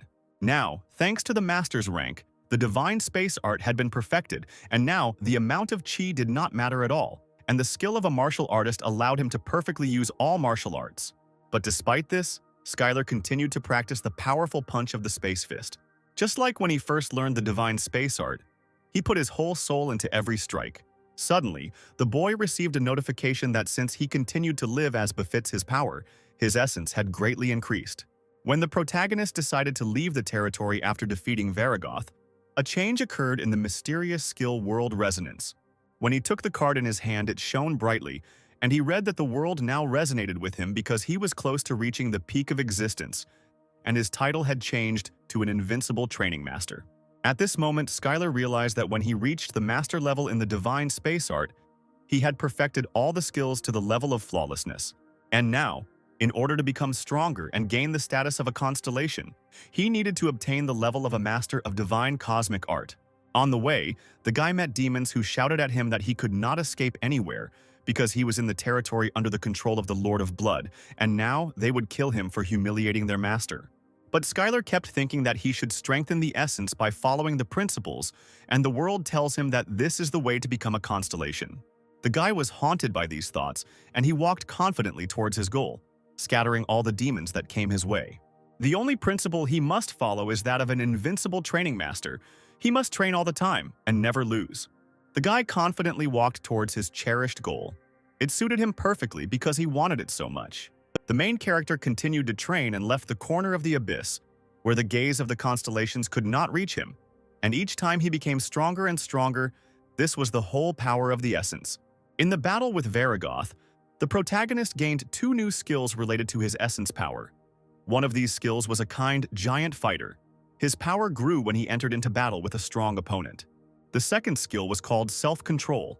The power of this essence grows as he lives in accordance with the essence. Self-control is a skill that tells the owner how to live as a constellation. Constellations are the beings that write the rules and are the rules. What if the serpent bearer of plague and darkness used a healing spell? Or if the Lord of Blood in battle tried to resolve everything peacefully, the power of their existence would weaken and their strength would be greatly reduced. In order for the protagonist to use this skill, he must fight someone stronger than him. But there was no way he could lose to him even once. It all sounded really complicated, and he liked that it was time to get serious. And at that moment, a bright flash appeared in the sky, like a star. Skylar thought that this was another monster, and it looked like it was really huge. The star fell straight into the ground, and the guy hoped that this time it would be much stronger than him. Suddenly, a huge silhouette of a terrible monster appeared from under the ground, flew up and was ready to attack Skylar. The main character could not believe his eyes. He could not have expected that this creature would appear here at that very second. In front of him was his old friend Onyx, who had been looking for the guy all this time and had finally found him. The boy joyfully threw himself into the arms of his old friend. During this time, he had grown considerably and was much larger than usual. Suddenly, a whole company of people like him appeared behind Onyx. This was his family. The creature warned the boy that it was not safe to be here and wanted him to run away from here. Suddenly, there was a fierce roar, and the ground beneath their feet split into 2 parts. Skylar's old friend Onyx and his family were city-sized monsters, but this monster that just appeared was on another level. The guy saw a supergiant monster that had never appeared on Earth before. It could be classified as the highest rank. The whole world should be on full alert when it appeared. The protagonist felt that the monster was emitting too much magical power, that it gave him goosebumps, and that it was definitely stronger than Varigoth. The guy discovered a Hydra, a 9-headed snake, which was at the level of a constellation in strength. All this time, Skylar found the attention of the constellations annoying. There were constellations that became such by watching the adventures of the main character, but most mocked or ridiculed him, and some were even hostile. One such constellation was the Lord of Blood and Battles, whose first avatar suffered a crushing defeat. To all of them, Skylar was a beast that had not yet reached adulthood, so they must do everything in their power to prevent him from becoming a constellation. That's why the boy went to the neutral zone, where the constellations couldn't track him. But the lawless zone was a place where the strongest ruled. It was a place ruled by monsters that were as strong as constellations, and they weren't bound by the rules like constellations. The creature was amazingly strong and used powerful magical power and went at everyone like a bulldozer. If the guy defeats the Hydra, his power will essentially increase significantly. The world resonance skill now resonated, and the boy received a notification that he was now an invincible training master. The protagonist's skills forced him to fight this monster, but even without them, his choice remains the same. The guy accepted this fight and immediately screamed sharply for this clumsy snake to attack him. Hydra had bullied his friend and his family, and it didn't matter how strong it was. The monster would now regret it. The creature began to attack the main character. It considered him an insignificant creature and was impatiently waiting for his death. It added that even the constellations fell to their knees because of its poison, and its breath would incinerate him in a second. His 9 heads emanated a powerful force that would freeze most opponents due to telepathy and bloodlust. But Skylar was already used to this, because he had already been in many battles on the territory of the Lord of Blood and Battles. The guy suddenly took off and delivered a powerful blow to one of the Hydra's heads. This blow was so strong that it took off the head in a second, and the Hydra could not understand how this brat dared to do such a thing. But the Hydra restored its head thanks to the divine regeneration skill, and all the guy's efforts were in vain. The monster turned to the boy and said that he was able to cut off his head, but now he had to pay for touching him. The entire body of the Hydra was suddenly filled with the strongest poison, from which neither the hero nor the constellation could withstand. The guy didn't understand why the creature was saying what it was going to do and why it needed all this. But before him stood a monster that even the constellations of the entire abyss feared. They could do nothing even if they found out what would happen next, and only the nine-headed Hydra announced the fate of the enemy. The enemy has no choice but to accept the fate that the Hydra has predicted for him. When the monster filled the entire atmosphere with the strongest poison, a bright flash appeared inside this steam. In the distance, the Hydra saw a guy who managed to cope with this poison and survive. The monster could not understand how he stopped their poison. At that moment, the guy felt like his head was about to explode because of that telepathic scream. And if he hadn't had perfect immunity to poisons, he could have suffered. But this feeling was not the same as when he fought Varagoth. It was far superior to the power of divine space art and the materialization of Kai. The boy screamed that he wanted to cut his head off and began to perform one of the most powerful blows he had mastered. At that moment, the protagonist realized that his power of existence had grown significantly, because this effect increased as the power of the entity increased. All this was written right in the skill description, and the guy couldn't believe that he now had such incredible skills. The main character was not cornered, and on the contrary, he was able to defeat the Hydra with one blow. But even after this blow, when the Hydra lost several of its heads, the battle did not end there. Despite the fact that the guy knocked off the Hydra's heads with his numerous series of blows, it regenerated them too quickly. The monster wanted to kill this man as soon as possible. His breath was too dangerous that being near him was already fatal. Skylar had an invulnerability skill that should have protected him from any damage, but even in the fight against Varagoth, he was unable to block all of his powerful magic. But the Hydra was many times stronger than Varagoth, and it was impossible to block its attacks with invulnerability. And then the main character decided that he could run along this breath with the help of the moonwalk and get straight to the monster's throat. From that moment on, the guy began to move as quickly as possible, moving faster through the Hydra's poisonous breath. And at one moment, a miracle happened. While Skylar was moving between safe zones, repeating the phrase faster and faster, the flame and poison spewed by the Hydra stopped, and time immediately slowed down. Hydra couldn't control his breathing intentionally, but none of Skylar's martial arts had the same effect. And finally, the main character realized that all this was happening for the same reason that his attacks were much stronger than they should have been with his level of martial arts and skills. The power of the essence is not the same as enhancing magic or martial arts. It is the power that allows one to change reality. According to his imagination and desire, he received an insight on how to use the power of the entity, because it was a power that could change reality. Now the guy is able to control it as he wishes. As a result of the insight, the skill of the essence's power has increased. And this power allowed constellations and creatures that have reached the peak of existence to rule in the abyss. The constellations use this power to transform the abyss and create a kingdom and bring gifts and blessings to their followers. As long as the constellations have enough essence power, they can do anything. The Hydra was furious. She couldn't believe how the guy dared to do this. The monster screamed that she would not forgive this and would definitely kill him. This being had a gigantic soul and a strong will. With the current power of the essence, Skylar could not shake or change her will.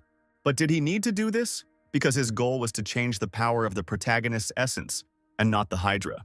The power of Skylar's essence infused his materialized Kai and became a sharp blade capable of cutting through both the Hydra's massive body and the poison that could seal divine regeneration. And the guy with great speed like a razor blade began to rush through the body of the Hydra. She could not believe that this was possible. The main character remained calm and did not give in to his emotions because this was also training. And thanks to this power, the Hydra's heads could not regenerate, and they immediately lost to this man. They used Plan B, which was to hide in a cave and wait until regeneration returned to them again. But with so many heads like the Hydra, it was hard to come to a consensus, and someone didn't want to return to the cave with such a body, because it was a great humiliation. Neither fire, nor poison, nor brute force ever had any effect on the monster. But without regeneration, the Hydra quickly died, and for it, it was a shame, because they lived for 10,000 years and never faced such humiliation. And at that moment, while the Hydra were arguing with each other, a sharp beam of light crashed into them straight from the sky. It was Skylar who bid farewell to the snake with a powerful fighting technique and admitted that she was indeed a strong opponent. After this battle, the main character greatly increased all the skills that were used during the battle, and the world began to resonate with him even more strongly. The main character inherited the Hydra's karma, divine regeneration. And now his invulnerable body is endlessly regenerating from this moment on. The guy noted that life was a strange thing, because being a martial arts master, he never thought that he would receive so many A skills. Now he only had to look at them. Even just one skill like that would make the boy an A-rank hunter. But that no longer mattered once he decided to step beyond being a hunter and step onto the path of the constellation. The guy asked the Stone family if everything was okay with them and how they felt. Everything was fine, and the Stone friends said that the guy had changed a lot. But this was to be expected because, after several thousand years, anyone can change just as much. The protagonist looked at the monster lying on the ground and asked his stone friend if he needed meat, bones, or scales, because he had to figure it out somehow. But the Hydra's body emitted a frightening poisonous aura, which required one to forget about it, because even touching the monster's body was dangerous. But this didn't stop the guy, and he quickly began to chop the snake into small pieces. There was so much meat that it was impossible to take it on the road, and he decided to eat the meat right before leaving. At that moment, the stone friend asked the protagonist to take one amulet as a gift. It was a token of gratitude for protecting his entire family from the Hydra. When the guy took the gift in his hand, he received a notification that in front of him was an artifact of the subspace necklace. Thanks to this necklace, the guy could place all the pieces of the Hydra directly into it. The bones of the Hydra could be used to create various items and weapons, and the Hydra's tough scales could be used to make armor, if carefully crafted. The guy was delighted with such a generous gift because he could throw in a cauldron and even unenriched ore, and it was all very convenient. The main character said that during this time, he had accumulated a large amount of adamanta, and even the piece that his stone friend had given him remained. But the guy still did not know how to process this ore. Skylar already imagined that as soon as he learned how to melt this material, he would immediately make a frying pan and a cutting board. But the gifts from the stone friend did not end there, and he presented another stone. Ever since Skylar decided to become a constellation, he started seeing messages about other constellations. He could also see the amount of power that beings like Varagoth and the Hydra possessed. The reason he was able to use the subspace necklace was not because he had simply become smarter and more observant, but because he was a being capable of reaching the peak of existence. He could also hear the world talking to him. In his hands, he held unenriched orichalcum. It was a metal that emitted pure magical energy. And then the guy had a eureka moment, because he could make a knife and cutlery from orichalcum, and a frying pan and board from adamantine, and it was just the perfect plan. The stone friends thought that the guy probably had problems with his head, but they believed that he was a very kind and strong person. The guy held the necklace up and said that it couldn't hold things indefinitely just because it was a storage artifact. The main character decided that there was nothing he could do about it, and all he had to do was eat what was left. Skylar was a generous guy, and so he said that he would be happy to share the food with his friend. He had studied cooking for thousands of years while he was the owner of the Demon Pub, and his cooking skill was quite high. But even despite this, these ingredients were not so easy to handle. It was the meat of a powerful creature that had survived after refusing to become the avatar of the constellations. And in front of him was an ingredient that did not exist in the territory of the Lord of Blood and Battles. Consuming abyssal monsters gave power proportional to the consumed creature. But if cooked incorrectly, the dish would be deadly poisonous. But Skylar still refused to back down from this idea. For the guy, preparing dishes from complex ingredients was a kind of training. The main character tried to calm his stone friend and suggested that he try the dishes and not be afraid of it. The guy made tartar because it can be hard on the stomach to digest and he thought it would do him good. But Onyx was also a powerful creature. He managed to escape from the Hydra, but it was simply impossible to avoid the terrible poisonous meat prepared by the main character. After trying a few pieces of fresh tartar, the stone friend immediately screamed from the taste, and bright flashes of light began to come from his mouth and eyes. The stone friend quickly called the whole family and offered to try it, because it was incredibly delicious, and the guy was incredibly happy that his friend liked it. Skylar decided to share the secret of why there is no poison in the meat. All because the Chief of the Abyss took care of everything, and he could not poison his friend's family. And the guy immediately received a notification that the giant stone of snakes and his entire family decided to trust him and honor him. After this, a bright light began to form in his hands and he, like a constellation, began to have followers. And at that moment, the power of the entity increased significantly, and the main character felt the energy coming from his snake friends. Skylar finally understood why the constellations wanted to increase their followers, because the real reason why the constellation was so interested in the Earth. It was a world with billions of potential followers, and any constellation that took over the land would gain the power of an entity capable of changing the entire abyss. The guy needed to quickly find a way to return to Earth before the future, and what the goddess predicted came true. Skylar sat on the ground and thought about his next steps. At one point, he raised his head and looked at his stone friend and was horrified. He couldn't understand what he had done wrong. Why his body had grown so much? Had he fed it something wrong? He remembered that some foods should not be given to animals, for example. Chocolate should not be given to dogs or onions to cats. Perhaps hydra meat is harmful to give to stone snakes, and it harms their liver or something else, but Onyx tried to say that all this was not so, but it was all in vain, because he did not understand this language yet. Being close to a friend was cool, of course, but Skylar couldn't stay here because there was no way to stop the journey as a constellation, and this steadfastness in his personality was the reason the goddess chose him. The main character looked around and thought that there was definitely something in this area. On the ground, he noticed a drawing of some kind of creature and could not fully understand who it was. The silhouette looked very dangerous, especially the face that was depicted in the drawing. Then the guy wondered if any demon could cause him any harm, because after he had visited the territory of the Lord of Blood and Battles, he had lost all desire to fight demons.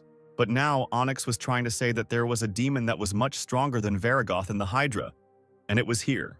And if all this is true, then the guy was looking forward to meeting him. And at that time, he entered the territory of the owner of dreams and desires. The surrounding constellations were watching him. The avatars of the owner of dreams and desires found out about it and immediately headed towards the main character. The guy hoped that all this was a welcoming party. When all the avatars had arrived, they asked one question. Was there really an invincible training master in front of them? The guy answered that it was true. One of the avatars greeted the mister and added that his master wished to meet him.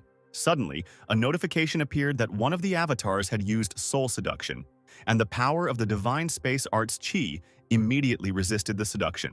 The guy replied that it was too rude for a greeting, and the avatar immediately apologized, because they are not able to control this ability. The avatars added that their weak abilities would not work on him and addressed him as a constellation, and this was the most pleasant thing he had heard in a long time. Then, the main character asked what would happen if he refused to meet their master. They answered that in that case they would simply be forced to let him go and swore that their master would not harm him. The guy was still curious about what they wanted from him and agreed to meet with him. On the way to the master, Skylar asked the avatar if she had ever heard of the Earth, of a planet outside the abyss. The girl replied that she had once heard rumors where one constellation fought for the gates leading there. After these words, the guy suddenly shouted at the girl and asked her to tell him everything she knew. The girl added that she heard it from someone who heard it from someone who heard it from someone else, and she didn't know anything else about it, and perhaps her master might know something if the guy was really interested in the land. She was delighted and said that she had heard that there were a large number of souls on Earth, and they would be able to help him in capturing her. But the guy replied that he didn't think of capturing it. He planned to stop the capture of the Earth by other constellations. The avatar was surprised by this answer because for her, the guy turned out to be not only strong but also noble. The guy knew that they were called nightmares, but they seemed to be good and sociable demons. Even if they couldn't control their seduction skill, they didn't seem dangerous. Suddenly, a demon appeared in front of the main character, who began to shout at him to give up all his wishes. He asked to be let go. He knew that the guy was going to be eaten and asked to share with him too, because these were sweet and pure desires. As the guy walked past this demon, he kept talking about his desire for endless training and strength, and that he couldn't let him go. The protagonist asked what that was just, but heard in response that they are nightmarish creatures that are weak to the desires of other people. Skylar said that it turns out that they live off of other people's desires, but he doesn't have a strong attraction to desires, and he will be fine without a loved one, and he doesn't need tasty food or a comfortable place to sleep. The demon could no longer stand this pure and unwavering desire to train. It was so tempting to her, and the taste was very sweet. The girl promised that she would keep all her desires under control, and the guy had nothing to fear.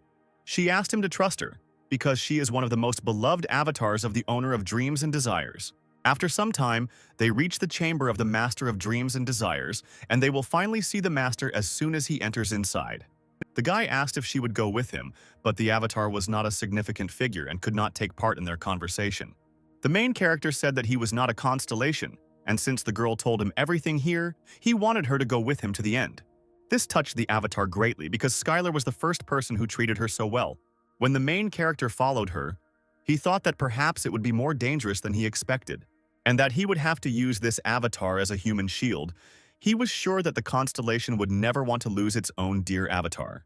This meeting was on the territory of another country, and many things could have happened despite the fact that Skylar was invited. He did not let down his guard, because the title of Invincible Training Master is not given to just anyone. When they entered the hall, the main character was overcome with the feeling as if he had just woken up, and he was surprised that the avatar suddenly just fell asleep. And at that moment, a voice was heard that addressed the avatar, and said that he must be having a good dream about how he devours the desire of the protagonist. The guy turned around and asked if he was the master of dreams and desires. The girl replied that everything was correct, and added that he was the constellation that had been putting on so many performances lately, and that she had long wanted to meet him. The guy upset the girl by saying that he was not yet a constellation, and that he still had a lot of work to do on this. But the little girl immediately replied that the one who has entered the path of the constellation can also be a constellation, since he is capable of the same things as they are. She added that this also applied to the main character, but couldn't he use the power of the essence, like the other constellations? At that moment, the guy had a question why the owner of dreams and desires looks like a child. Then, Skylar began to slowly remember what exactly happened when he entered the constellation chamber. Hasn't he done enough, since the guy has been wandering in the abyss for 10,000 years already? He refined the divine space art and reached the peak of martial arts and even reached a level that is higher than all existing ones. Does he really need to become a constellation when he should just be enjoying the peace of enlightenment? After these thoughts, the main character asked the question why they try to charm or seduce people and destroy their minds. Then the little child replied that this is the essence of dreams and desires, because the creatures that enter this room embody all desires and find peace, and it is very difficult to refuse such a gift if you are not a constellation. The girl added that the only thing he was not capable of was waking up by his own consent, to which the guy quickly exclaimed what she meant by the word waking up. The goddess of desires said that she was sure that the guy was confused, but she would not explain everything to him at that moment. Then the main character asked what she wanted to achieve from him. The little girl smiled sweetly and said that she would be happy to explain everything if he would join the alliance with them. The main character was not particularly surprised by this, because all the constellations thought about only one thing: well-being and power, and who was next to them. The girl was amused by the answer. She laughed and added that the guy was indeed right. All the constellations are selfish and they cannot live differently. She said that selfishness does not always mean loneliness or remorse, but rather allows them to cooperate. Then, Skylar guessed that she had decided that forming an alliance would be very beneficial for her. The goddess of desires replied that the guy was right. Mortals looked at them as gods. But it was not easy for them constellations either, because if a constellation showed even the slightest hint of weakness, a strong constellation would attack it without hesitation, and therefore, an alliance was necessary for them. Some constellations are not satisfied with a future that consists of survival. The destruction and devastation caused by the constellation's obsession with conquering lands will lead to despair, in which no desire can exist, and nightmares will no longer have anything to feed on. The guy wondered if expanding the territory wouldn't solve this problem, or if they could find slaves to take away their desires. The girl then replied that such an idea of a wish farm could only come from a constellation that was originally human, since constellations cannot enjoy unlimited potential like mortals. The girl turned to the boy, saying that just as he was now unable to feel remorse or complacency, she too could not freely control what was not related to her dreams and desires, without the risk of losing the power of her essence and becoming weak. Nightmares require high-quality 3D desires, not those generated by fear and anger, but desires filled with ambition or a sense of achieving a world of abundance. The girl was only a nightmare god and she couldn't do such a thing in the real world. The guy couldn't believe that they couldn't live without others, and it looked pretty strange. Skylar came to the conclusion that the goddess wanted to create an alliance of weak altruistic constellations. But he wondered if she didn't think she had revealed too many of her weaknesses to him. And what if he turned out to be bad and greedy? The girl replied that she had thought about it, but thought that it would be easier to come to an agreement with him than with the other constellations of the abyss. The main character found it very strange to be so trusting in this decrepit world. But in reality, the guy was radiating a huge desire, but none of it was about conquest or power. The only thing they had was continuous training day after day, achieving perfection in martial arts and tasting various products in the abyss. The protagonist still had a few questions, because it seemed to him that all this sounded like a very good deal. The question he asked was what he would have to do if they formed an alliance. What responsibilities would he have? Skylar added that he is quite a busy person and may not be able to help her all the time. The girl laughed a lot and said that he was a really amazing constellation and wanted to learn more about the responsibilities than what benefit he would get from it. She said that as long as other constellations do not attack the Alliance, there is no need to do anything. There is no point in duties, and the constellations do not take part in what is not beneficial to them. The goddess of nightmares added that if he had to do something, then let him do it. The battle between the constellations dragged on for so long that sometimes it became very boring. It doesn't matter where Skylar is because they will always have time to come to each other's aid. After these words, the guy agreed to the deal and they both shook hands. He added that he was a newbie who had just started the path of becoming a constellation and was confident that the abyss was full of dangerous and false constellations and that the protagonist really thought correctly. After all, being in an alliance seemed safer than trying to deal with everything alone, and he thought he might get help getting back to Earth. At that moment, the guy saw the name of the alliance, and it sounded like the Alliance of Minor Constellations. The main character didn't like the name much because he had been away from society for too long. If Skylar didn't keep his promise in the alliance, it could affect his essence power. The girl asked if everything was okay and if he liked the name, but the guy quickly responded by saying that he thought the name was really good. Suddenly, a fiery whirlwind appeared behind the girl, which meant that the kitten of lava and magma greeted him with its paw. Kitten said that he would have treated him very well if he had become his avatar, but instead, he had made a foolish mistake by joining the Alliance of Minor Constellations. Then the boy remembered that they had talked earlier about the kitten being a member of the Minor Union of Constellations. Skylar didn't understand why the cat was talking to him telepathically when it was right in front of him.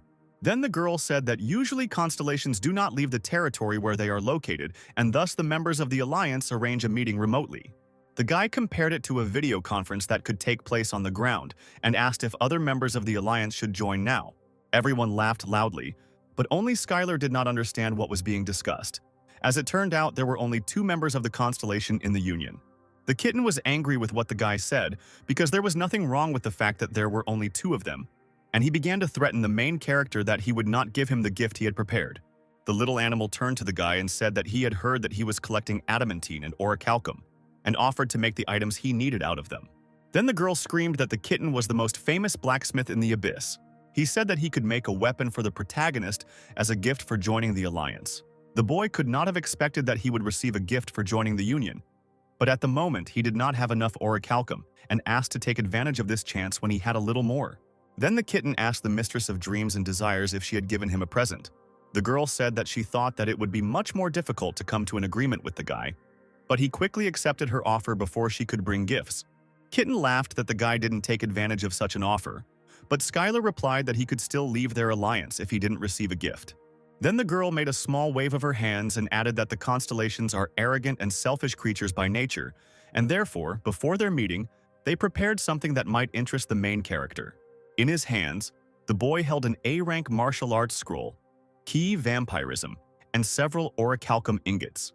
The girl said that Kai vampirism is a martial art created by nightmares, and she thinks it will suit him even if it has the effect of absorbing magical energy. There is no nightmare that could become a master of this art, unless it is someone like the protagonist who has achieved such greatness. And she added that using magic is a much more effective way than learning martial arts. The guy asked how many days it took them to collect so many materials. It took more than tens of thousands of years to collect them. The guy really liked these gifts. He expressed great gratitude, and now he thought that it was possible to make the things he needed. The kitten of lava and magma excitedly asked the boy what kind of weapon or armor he wanted to create.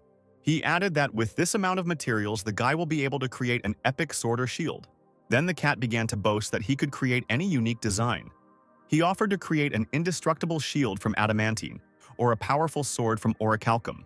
But the boy interrupted the great blacksmith, saying that this was not the equipment he wanted. The main character approached the cat and told him that he wanted kitchen utensils. Lava's kitten asked to answer seriously and could not believe that the guy wanted an adamantine frying pan and cutting board, and to make a knife and dishes from orichalcum. But the guy was dead serious because from the moment he got the first adamantite nugget in the abyss, his dream still didn't change, and he wanted the best kitchen utensils with which he could cook any ingredient in the abyss. After the lava and magma kitten heard this, he simply pretended to be dead and did not want to answer anything. The guy didn't understand what was wrong because it felt like he was forcing him to do something terrible, but a promise is a promise, and the cat fulfilled his request with all his heart. Then the girl said that it was her time to answer his question and tell him what awakening was. Skylar found all this interesting because he was still an incomplete constellation and had only just begun to walk this path. When the boy defeated Varagoth and reached the level of Master, he saw a message from the world, which said that his world resonance was becoming stronger and the world was eager to hear his cry. And at the last moment, the demon said that Skylar should become a constellation. The guy wondered if this meant that he was still a human with powerful martial arts and needed to take another step to become a constellation. But the girl replied that he was already a constellation, because there is no such thing as an incomplete constellation or a newbie constellation. A constellation is a constellation. Then the main character asked what awakening was, because she said that he still needed to awaken, but the girl meant that he still did not understand that it was a constellation. Skylar was very surprised by these words. The girl understood that in front of him was a special creature even among the constellations. But the guy was still tormented by this question because what did she mean by the word special? Was it all because of his martial arts, and if so, then the problem was that he didn't know how to use magic. The girl tried to calm the boy down by saying that she didn't mean that, but that mortals very rarely become constellations. Then the goddess told the story of how she was born as a constellation, that the power of existence of dreams and desires was released by nightmares and came together to create her. This was her true form as the mistress of dreams and desires, as most of the other constellations were the same, such as the Lord of Blood and Battles, as well as the Kitten of Lava and Magma. They are constellations from birth, and for a creature that believes that being a constellation is natural, but for a girl, the fact that she does not understand that he is a constellation surprises and irritates her at the same time. The goddess of desires simply asked the guy to adopt the fact that he is a constellation, and that's all. After all, he had overcome such a difficult path to becoming a constellation. Is he really disappointed that there are no more difficult trials ahead of him? And at that moment, the guy acknowledged the girl's words and said that he was a constellation, and suddenly a bright flash of light enveloped the main character. The world resonance was activated. The whole world accepted his cry. As a constellation invincible training master, he can use the power of the constellation. The world asked to see how a new star opens its eyes in the dark depths of the abyss. While the new star was being reborn, a bloody battle was taking place in one of the dimensions of the abyss. One of the avatars tried to fight the monster, but his attacks were too useless to defeat it. But suddenly he saw a notification that the invincible training master was watching their battle. And after that, the invincible training master gave him a blessing, thanks to which he was able to defeat the ruthless monster. The avatar was happy about this and swore that he would never disappoint him. Meanwhile, Skylar was watching the battle. Using a small amount of essence power, he gave a great blessing and even sent a few messages. But the girl asked what he was doing with someone else's avatar, because he was now in the Alliance. And if it was an avatar of another constellation, he would have problems, and warned the main character to be careful next time. The guy was puzzled by this because now if he wanted to do something, he would have to think carefully first. Avatars are the most important factor for the existence of the constellation. Any influence on other people's avatars can be regarded as a provocation. Skylar could now get an answer to any question just by thinking about it. The guy thought about the fact that before he didn't even realize that he was already a constellation and continued to rush from side to side, trying to become the strongest. Even though the protagonist was lost and wandering in the abyss, he accepted it as the goddess's training and even believed that the magical storm was a convenient way to travel, as well as a training tool. He really didn't think about anything, even if he did. He thought it was an incredible training. But the little girl reminded him not to forget that the gaze of the constellation is distant and incredible. She added that if the guy had an avatar, he could try to concentrate on it, but the main character didn't have an avatar yet. Skylar became curious about where his friend was now and decided to take a peek at him and made sure that he was okay now. The dream goddess said that he could also expand the range of vision using the power of essence, and it was also possible to accumulate more essence power than the limit allowed, so there was no need to conserve it. Based on this, constellations can use personal avatars to explore the abyss, the so-called scout avatars, or observe through the eyes of allied avatars, so that vision could be shared between the alliance. And since they were all in the same alliance, they could share eyes with each other. And the girl added that there are places that not everyone can see. These are places where nightmares are contained, and she can hide certain areas if she does not want them to be seen. The guy was very interested in what the goddess of nightmares was really hiding. She gave an example that in order to greet the guy, she sent him one of the best warriors, who had great self-control. Otherwise, it is difficult for nightmares to control their own desires. Then the guy remembered their first meeting and seemed to guess what she was talking about. The main character had no more questions and he thanked the girl for all the explanations. The girl was glad to meet the constellation, sincerely expressing gratitude. The goddess also warned that since Skylar had only recently become a constellation, he should clash with others less, despite the fact that he fights well. In the fight between constellations, the one with more avatars and greater essence power has an advantage. The guy remembered that he had one last most important question that he wanted to ask the goddess. Did she know anything about the Earth? The girl slowly began to remember, and it seems she once heard about it, that it is a planet that is outside the abyss. Many powerful constellations are waiting for the portal to open there because there are a large number of souls on Earth, which are very rare in the abyss. Skylar admitted that he only asked the question because he came here from Earth. He thought that everything was not so bad, because thanks to the girl's explanation, he finally understood that the constellations that arrived on Earth were only looking at each other, but did not collide. This is because they would only become weaker if they fought, and some cunning constellation could simply take control of the souls and defeat the constellations that were fighting, and so instead of just fighting, they decided to increase the number of their followers. The goddess said that the guy was really lucky, because when the portal opened, there were relatively good constellations nearby. The girl added that evil and cruel constellations will not come to a common agreement and will simply try to seize power by force even when they have something to lose. But this is their nature. The little girl was sure that he was nervous about leaving his home planet as a constellation that came from nowhere. She added that it would also be nice to have followers in their constellation alliance who are the souls of the Earth. Suddenly, the guy waved his hands up and with a sharp movement cut off the long braids and made the same appearance as before. The reason the boy's hair grew so suddenly was because he became a constellation, and the changes in his essence were reflected in his appearance. The girl asked if he had decided to return to Earth no matter what, and not forget his mortal origin. The guy replied that it wasn't that at all. It was just that long hair really interfered with training. At the end of the meeting, the goddess decided to give him advice since he was planning to return to Earth. She said that if the portal to Earth was open and the nearest constellations were watching him, she didn't think it would be a good idea to openly reveal that he was a constellation. After all, even the good constellations are hostile to him. Even if these are constellations capable of fighting for the land, they are much stronger than them. And no matter how good the constellation is, they will not close their eyes to the fact that they can lose the soul they owned. The goddess asked him to hide the fact that he was a constellation and not to use the power of the entity, because then the constellations would not take their eyes off him if they found out that he had returned back to Earth. She suggested mixing with the ordinary inhabitants of the Earth and then quietly and carefully acquiring followers. They will become souls that accept the essence of the main character, and so the constellations on Earth will discover the loss too late. The guy thought about it very seriously, because he never thought about becoming an actor or a star. The girl objected, because isn't becoming a hero who destroys monsters enough? The guy replied that they were called hunters, and if you think about it, famous hunters also have fans just like he had an idol, whom he previously perceived as a fellow hunter. Skylar told that there is a constellation on Earth that knows about him. The goddess thought that perhaps it would be a good idea to join him with them. It would not hurt to increase the strength of their alliance. The girl became interested in who the guy was talking about and found out whether he could be trusted and how he found out about him.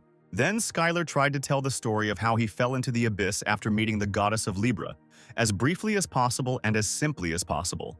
No matter how the guy tried to embellish this story, it didn't help, and the girl considered this story bad. The goddess of fear said that she had heard of this constellation. Then the guy shouted that he guessed that even in the abyss, the ability to see the future is not so common. Although it seems that this is not so, but she could have a plan. The girl replied that she had heard that she was a constellation that constantly made fun of her own actions by misunderstanding the prophecy. She added that predicting the future is very difficult, and what is the point of prophecies if you can't benefit from it, and she didn't fully understand whether this constellation would somehow help their alliance. Considering the fact that she tried to stop the evil constellations, it is likely that she is collaborating with others and this will not be enough to join their alliance. Then the kitten said that even though she seemed so stupid, she could share her visions and they could help her stop them. And then they asked the training master to ask the guy to join their alliance since he was returning to Earth. They were sure that she would help them, but they were worried about how she would react to the fact that the main character had already become a constellation. The guy needed to find a way to contact her, and he asked if his friends knew where she could be. But he could not get an exact answer because no one suspected or knew her name and, moreover, where she was. Skylar has awakened as a constellation and joined a formidable alliance, but he is no closer to returning to Earth. The guy felt that he had to find her personally, because she was a key figure, because the more creatures knew about her, the closer he was to the Earth. On the way back to the constellation, one demon flew up and said that she would be happy to accompany him through the owner's territory. She asked if he was planning to return back to Earth, but the guy firmly replied that he still had important things to do here.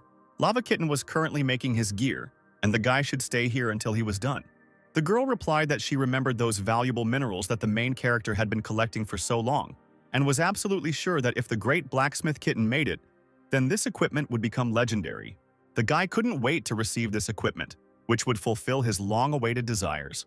The girl asked the constellation where she should take him because this territory is full of beautiful places. The guy knew where he wanted to go. He told him that he heard from the owner about the Fountain of Enlightenment, about the place for their training to learn to control their own desires. If the main character has to wait here, then he must also undergo training that is only possible here. The girl laughed loudly because these were the words of a true master of training. The demon told a story about how many nightmares used this place in the old days, but since the owner was born, it became forbidden. It was all because it was incredibly dangerous here, and many had heard about how most of the nightmares went crazy during training. Then the guy took the Well of Enlightenment in his hands. The essence of the training was to drink water from the well. However, if this were really the case, then it would not have been sealed. The stronger the desire of the person drawing out the water, the heavier the water becomes. You can try to meditate and get rid of these desires, but this will not reduce the amount of water. If you let go, you can return to Earth. Doesn't the main character want to return to the old gym and touch the old barbells and dumbbells? Doesn't the guy miss spicy chili ramen or what happened in the latest issue of the novel he read or the Batman and Superman movie? Isn't he interested in all of that? Then the girl's voice was heard, that so much time had passed since they broke up, and it did not happen on a good note. But their love had not passed, and they had already stopped hating each other. If the protagonist lets go of this rope, they can be together again. His friends watched this and believed that even if he was a master of training, it would not be easy for him, because this well excites and intensifies desires, and the bucket becomes many times heavier. The kitten asked if the master would be okay, but the girl added that the constellations were on a completely different level than nightmares, and at least he wouldn't just go crazy. The goddess was interested in what kind of illusions were tormenting him, and there was probably something incredible there. But at this moment, the training master continued to undergo tests and hold the bucket of water. When the others from the Alliance looked at the guy, they were horrified and could not believe their eyes at what was happening there. At this time, the main character was training with this bucket. He was working out to strengthen his muscles and doing several repetitions in a row. He used the weight of his own desires and thus got rid of them. The guy was addicted to training, and it is not surprising that thanks to this, he became a constellation. They heard the boy ready to do 5 more sets for the workout, and the kitten muttered that this was too much. The essence of the training was that you must pull out a bucket of water as heavy as your desires. And the one who wants to pull the bucket out of the well will see illusions corresponding to his desires, and the water becomes heavier. The demon added that the constellations say that many nightmares have gone mad trying to complete this training. She asked if the main character had any problems, but he was absolutely fine. He just found a good exercise machine for the first time in a long time. The guy thought that most people couldn't lift a bucket and it was such a weak temptation. Movies with Superman and Batman were not very good. As for ramen, you need to constantly monitor your diet during training. Starting from scratch with an ex-girlfriend, the guy has long had such a thing as the awareness that if they get together, nothing will change. All these illusions were too weak, and this machine is simply an improved squat with weights. Then the goddess was ready to swear that there are no creatures without desires, and the constellations are no exception. The girl added that the constellations are weaker in terms of restraining their own desires, and why would an omnipotent being restrain them? This is a constellation that has a good foundation, and that's not counting its fighting skills. Is it possible that only a constellation that was previously mortal has this power? Skylar spent most of the day exercising with the Well of Enlightenment. He could do light cardio if he cleared his heart and strength training, if he gave in to his desires. And the rest of the time he rested and worked on tactics, sparring with a new friend. The girl thought that it would be problematic for the main character to stay here for a long time, but apparently he had a good time here. Then the goddess added that he was a person who had the potential to grow avatars and found his own kingdom, and the guy was very interested in these words. The girl replied that everything was correct, because first of all he was a master of training and could raise avatars. She thanked the guy for the productive training because thanks to it, her avatar became much stronger. At this time, The kitten of lava and magma lay without strength and screamed that he would not do anything like that again and now he could take the items. The couple looked at the created objects and were pleasantly surprised. The girl believed that this was the end of his carefree training. The guy was holding an orichalcum knife created by the famous Constellation blacksmith, thanks to which he could easily prepare any ingredient. And the sharp blade could also be used as a weapon. Then the main character decided to test the new tool and hit it straight into the ground. And from the impact, there was a powerful surge of energy that blinded everyone. The girl screamed for him to stop, because if he wasn't careful with it, he would destroy everything around. When it was time for the utensils made of adamantine, the girl and the cat were already ready for it. All the dishes were right in the corner, and the guy decided to check them with the accumulated materialized kai. But after a powerful blow, not a single scratch appeared on them. And at that time, the kitten boasted that this utensil was stronger than even magical armor. The protagonist turned to the kitten and said that he would like them to be a little bigger, but the cat replied that it was the fault of the one who provided such materials. But the guy thanked the cat for his excellent work anyway. Skylar's short break in the nightmare world was over. Even though he was human when he entered here, he left already as a constellation. When the boy left, all the demons shouted and asked that he visit their kingdom again someday and that they would eagerly await him, as well as that wonderful dish. But why did the invincible training master remember the nightmares as a master of dishes? And all because he made some food with the help of new items and offered to try the meat from the Hydra. The first time the guy decided to demonstrate his culinary skills, his friends didn't believe that they were about to try Hydra meat. The main character suggested calling another nightmare, because he had so much meat that he made as much as he could, and making it in portions like in a cafe was incredibly difficult. The owner screamed that she could run away if she thought she couldn't eat it, because hydro meat contains a deadly poison and there was no need to expose the body to such danger. But when the girl tried this dish, she was incredibly happy, because it was incredibly tasty. She felt how every spoonful of the dish warmed her. And at that moment, every nightmare wanted to try this dish. The obsession caused a little fuss, and the situation was resolved thanks to the intervention of the hostess. The guy could practice cooking, increase the power of the essence, but he was a little uncomfortable because in the end, because of him, the hostess's avatars staged this ugly scene. The main character thought that apparently ruling a kingdom is not so easy. At that moment, the guy entered the territory of the serpent bearer of plague and darkness. He realized that this territory really suited him. Then, the guy decided to use a little bit of essence power so that this gloomy guy wouldn't bother him, and hid the essence from the whole world and immediately disappeared from the visibility of the constellations. Once he did this, he realized that the world had become so quiet and calm, and he couldn't believe that he was being blown away by a stream of messages from the constellation because he couldn't do something so simple.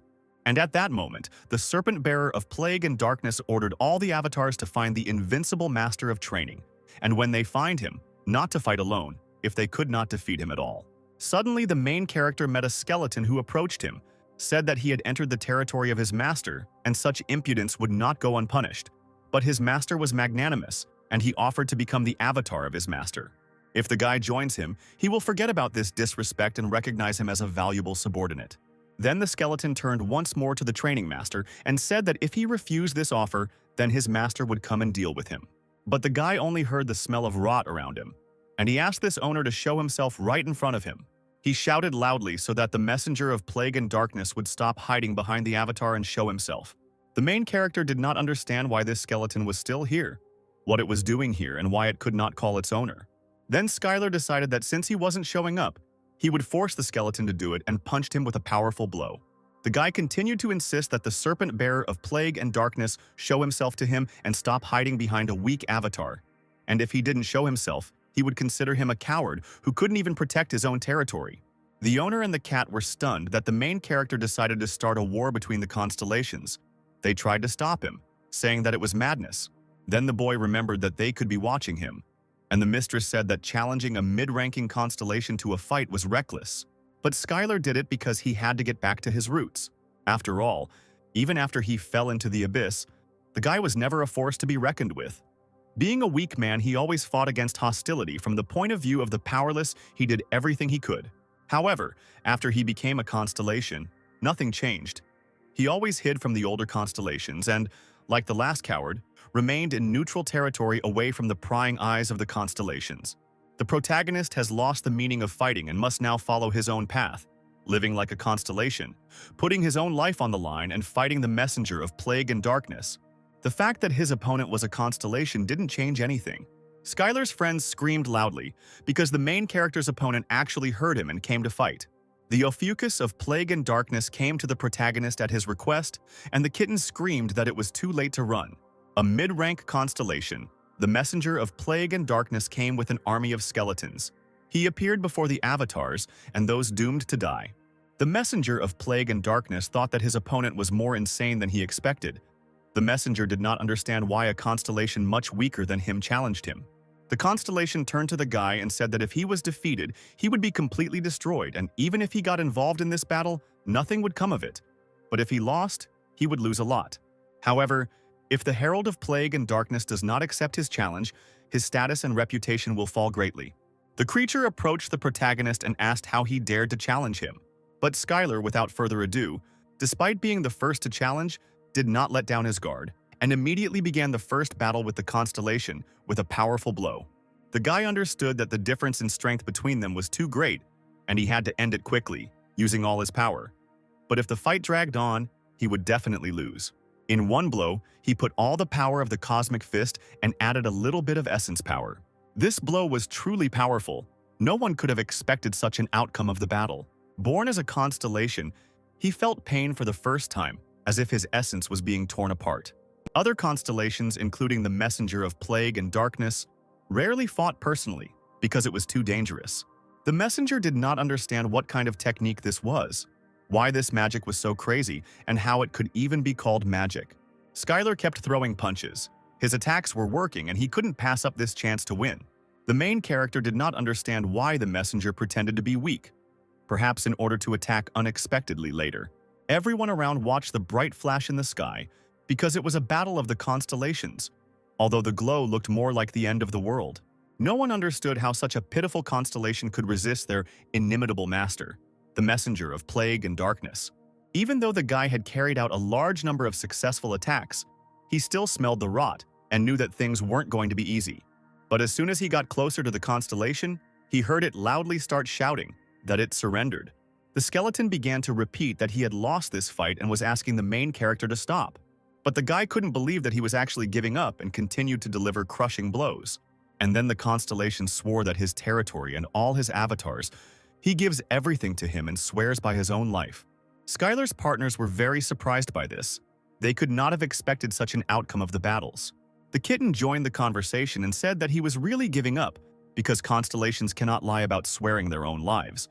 But the main character did not understand what he meant and why the constellation would give up. Then the guy decided to end it and finish the fight.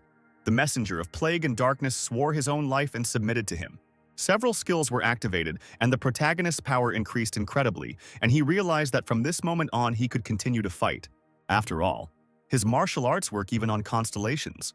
And at that moment the guy began to see and feel rivers of pus and buildings of rotten tumors, a kingdom of plague and darkness. He felt each avatar, his new kingdom, and new avatars were waiting for a new king. But the guy wasn't very inspired by all this, and he said that he was giving the kingdom back and asked him not to thank him, because he didn't need his kingdom, because the fight with him was enough for him. The Herald of Plague and Darkness was confused as he watched Skylar walk away. Battles between constellations are very dangerous, both sides are at risk, and the winner takes absolutely everything from the loser. This is done to prevent any future threat from the loser, as the complete erasure of the loser's existence was common practice. But he spared his life and left his kingdom with the avatars. Although he was glad about it, there was a feeling of loss. The kitten turned to Skylar and thought that leaving the kingdom and the avatars was a big mistake. But the main character didn't care, because he wouldn't be able to rule it anyway. Through training with the nightmare, he learned a new technique that allowed him to get so close to the enemy that they could not use magic and not give them a chance to use the power of the essence, and then defeat them. And at that moment, the guy realized how strong he was now, because he could fight with a constellation even much stronger than him. And the main character began to visit various territories, and the feeling of fear of the new enemy completely disappeared. One of them told the main character that he would not be defeated so easily as a rotten weakling, and asked the guy to prepare to face his entire kingdom. Right in front of him was a mid-level constellation, the one who turns back time. At that moment, the good giant fighter and master of martial arts skill was activated. which was what Skylar had hoped for, and vowed to defeat him with all his might. Hearing rumors of what happened to the messenger of plague and darkness, they prepared for all sorts of scenarios. In other words, Skylar now had to fight with all the avatars of the kingdom. It took the guy 200 years before he stood before the constellation and won. Some constellations already knew Skylar well, and in a battle with them warned that there would be too little sense and offered to find a compromise right away. But there was no talk of any deal, because the guy wanted only one thing: victory over the Avatar. And after 150 years of battles, Skylar emerged victorious. Many mid-level constellations said that the invincible training master was sinful, but the guy didn't want to hear it and immediately went on the attack. In this battle, the Unshakable Alliance destroyed him thanks to the power of the lava kitten and magma that complemented him. Skylar defeated him in 6 hours. The joyful goddess and the cat were relaxing, carefree, and did not envy the battle constellations and other high-level constellations. The girl was sorry that she still hadn't found a way to return to Earth, but it seemed the guy was in no hurry to do so. He hadn't been on his own territory for a long time and continued to improve in the field of cooking. Cooking in the Abyss had turned from a mid-level skill into a high-level skill, and his essence power had increased incredibly.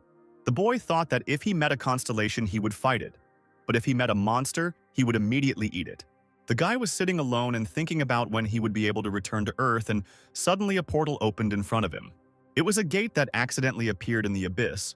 For Skylar, it became a way to meet a new opponent. But who knows? Maybe these gates led straight to the ground. It's like any lottery. If you don't try, you won't know. When the guy entered the portal, he immediately found himself among massive mountains and green forests.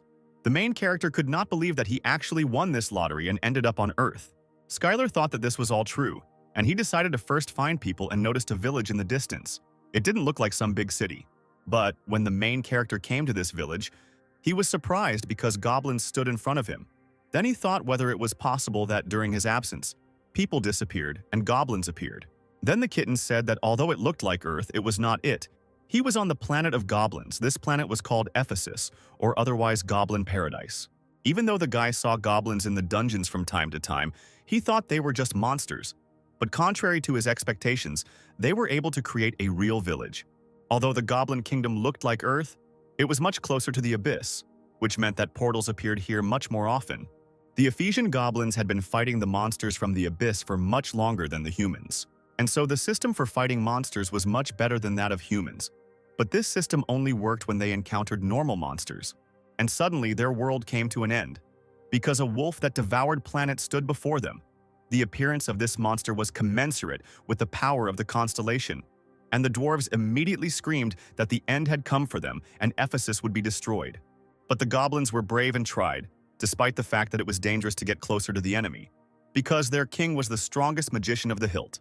And the brave goblin king, who was sitting on his tame dragon, was rushing straight towards the formidable enemy, and if he did not fight him, then how could he look his own people in the eyes? The goblin was no coward and would never run away from his own duty.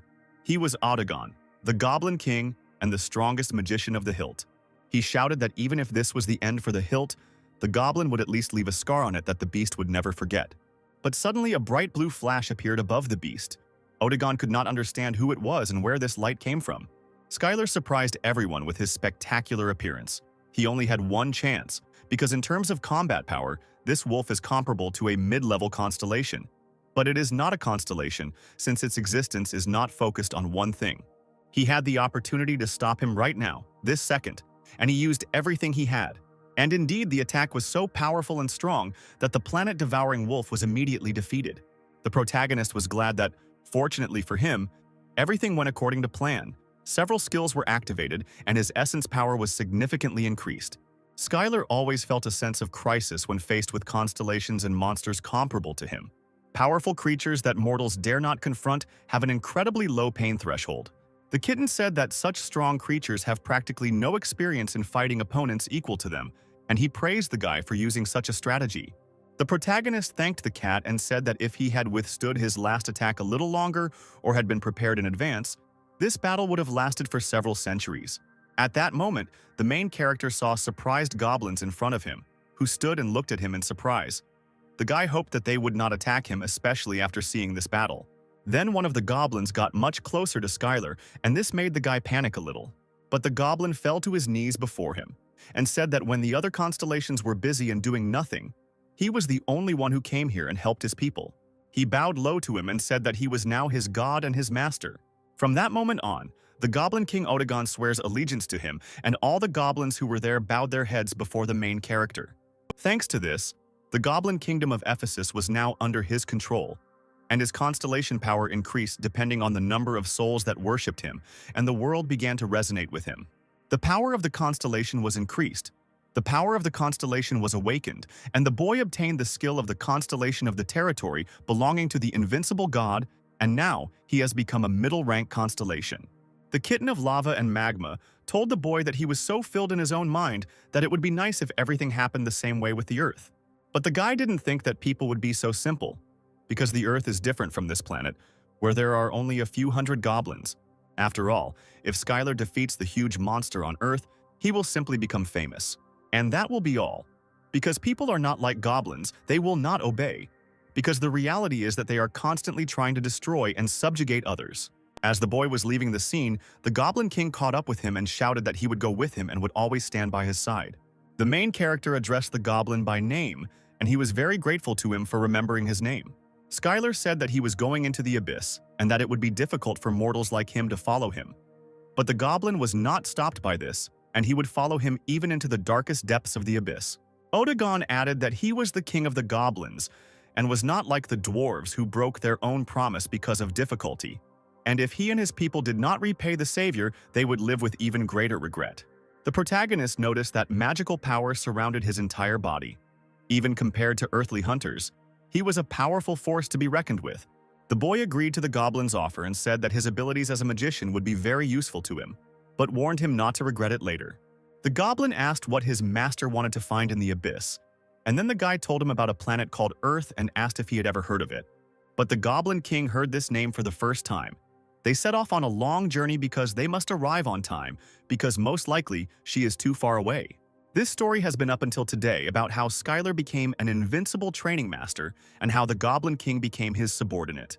The goblin and the boy looked at the meat and thought about what to do with the large pieces of animals. But there was no more room in the spatial necklace, and then the goblin suggested using spatial magic. At the moment when Skylar was unloading huge pieces of meat, the dwarf turned to the owner, saying that a strong magical storm was starting nearby, and they should find shelter. The guy looked at the storm and said that he had been waiting for it for a long time in order to move a long distance. The protagonist added that he had spent too much time fighting 3 monsters at once, and now had to use the storm to move faster, a thought the goblin didn't really like. They were standing right in front of a magical storm, and the goblin was ready to do anything for his master and would go where his master would go, even if he died. Odegon looked at the continent-sized piece of land that was destroyed in an instant. Although a magical storm was not that rare in the abyss, but this particular one was very strong.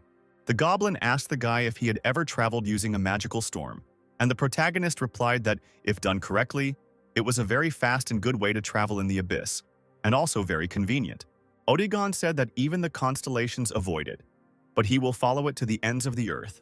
But suddenly the magical storm began to disappear. The magical power began to concentrate and transform.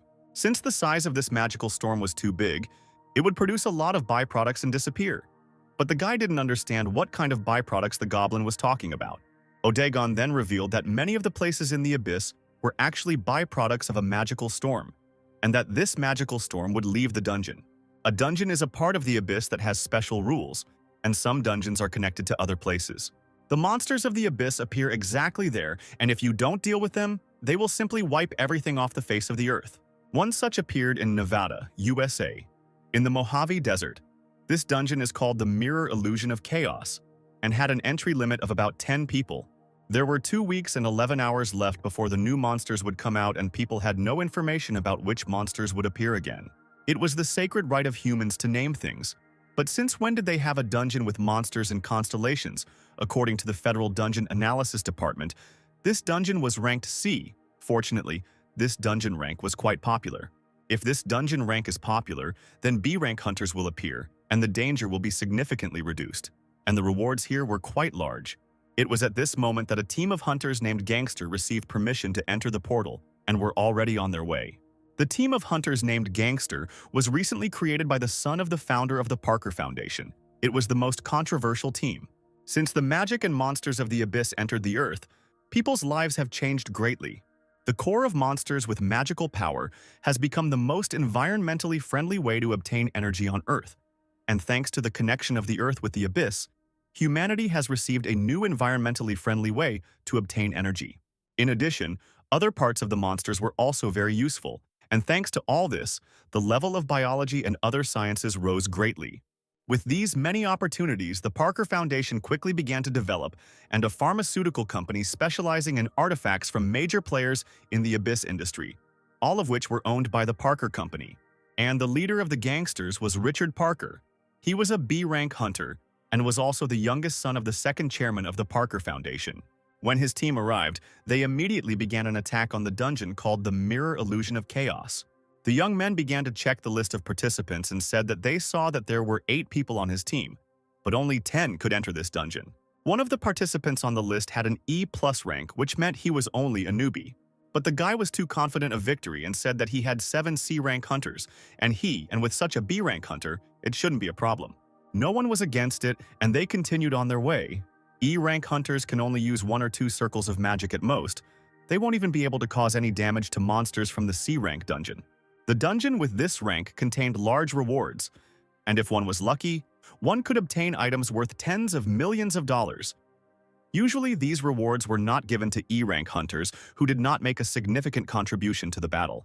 After the final roll call, permission was given to enter the Mirror Illusion of Chaos, and the team was warned to make their final preparations. One of the newbies had high hopes for the leader, but the leader asked him not to worry and just do the job he was hired to do. The guys thought that he must be a porter for the leader, and he just hired him for money. The newbie won't get the reward until they return from the dungeon. And the whole squad, one after another, began to pass through this portal.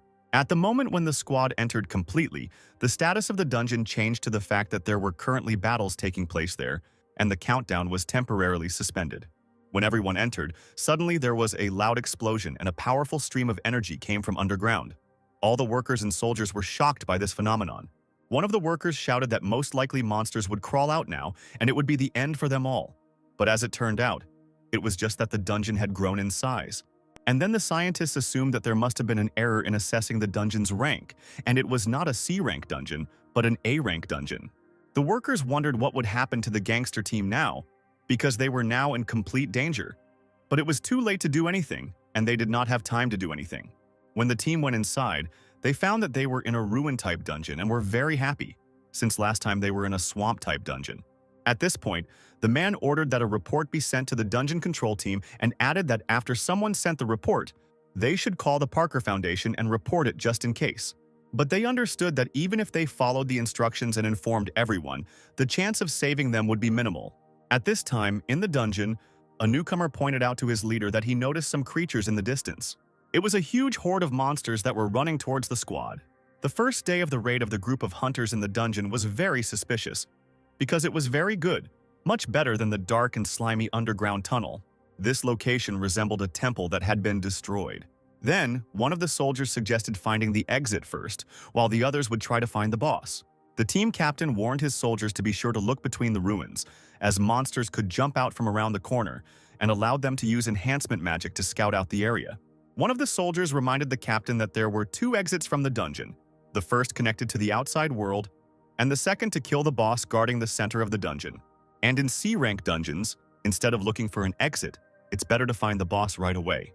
When one of the soldiers was looking for a way out, he unexpectedly found a monster that was located not far from the squad. The squad captain ordered them to line up and not to get nervous, because their movements would be very easy to predict. But in front of them were F-rank monsters that weren't worth a dime. The monsters surrounded them from different sides, and one of the soldiers shouted that the magic of the second circle would be quite enough for them. The flaming arrows attacked the monsters, but they continued to advance and advance. The fighters were confident that they could handle them, because they were ordinary ghouls and could be stopped with just a couple of area of effect spells. After several shots towards the monsters, the fighters' mana was depleted, but the monsters continued to advance towards them. One of the fighters turned to the captain and said that if this continued, they would not last long, and at most they would be able to throw a couple more flaming arrows and that would be the end of it. But the guy told me not to worry, because he would take care of it himself. C-rank dungeons can only be cleared if there is at least 1 C-rank or higher hunter in the party. With Richard Parker, a B-rank hunter, it was a piece of cake. However, the gang members realized that something was wrong, and this time it would not be easy. In the same location, a bright flash of light appeared, and at that very second, Skylar appeared along with his new friend Odegon. After such teleportation, the goblin suddenly felt sick, and he apologized to his owner and immediately cast a spell against nausea. The Goblin King was greatly surprised that after going through all this and moving through time and space, the main character remained calm, as expected from his master. As soon as they landed, the guy smelled something rotten and assumed that there were ghouls nearby and ordered his partner to check if this was true. The goblin shouted that magic was a really convenient thing, and if the main character needed to learn it, he would be happy to help him with it. The guy asked Odegon to check the area he had just flown over, and thanks to the fact that the constellations can see through the eyes of their own avatars, he could see what his partner saw. The guy asked to check one of the places, especially check in the shadow of the building right in front of the goblin and examine everything carefully.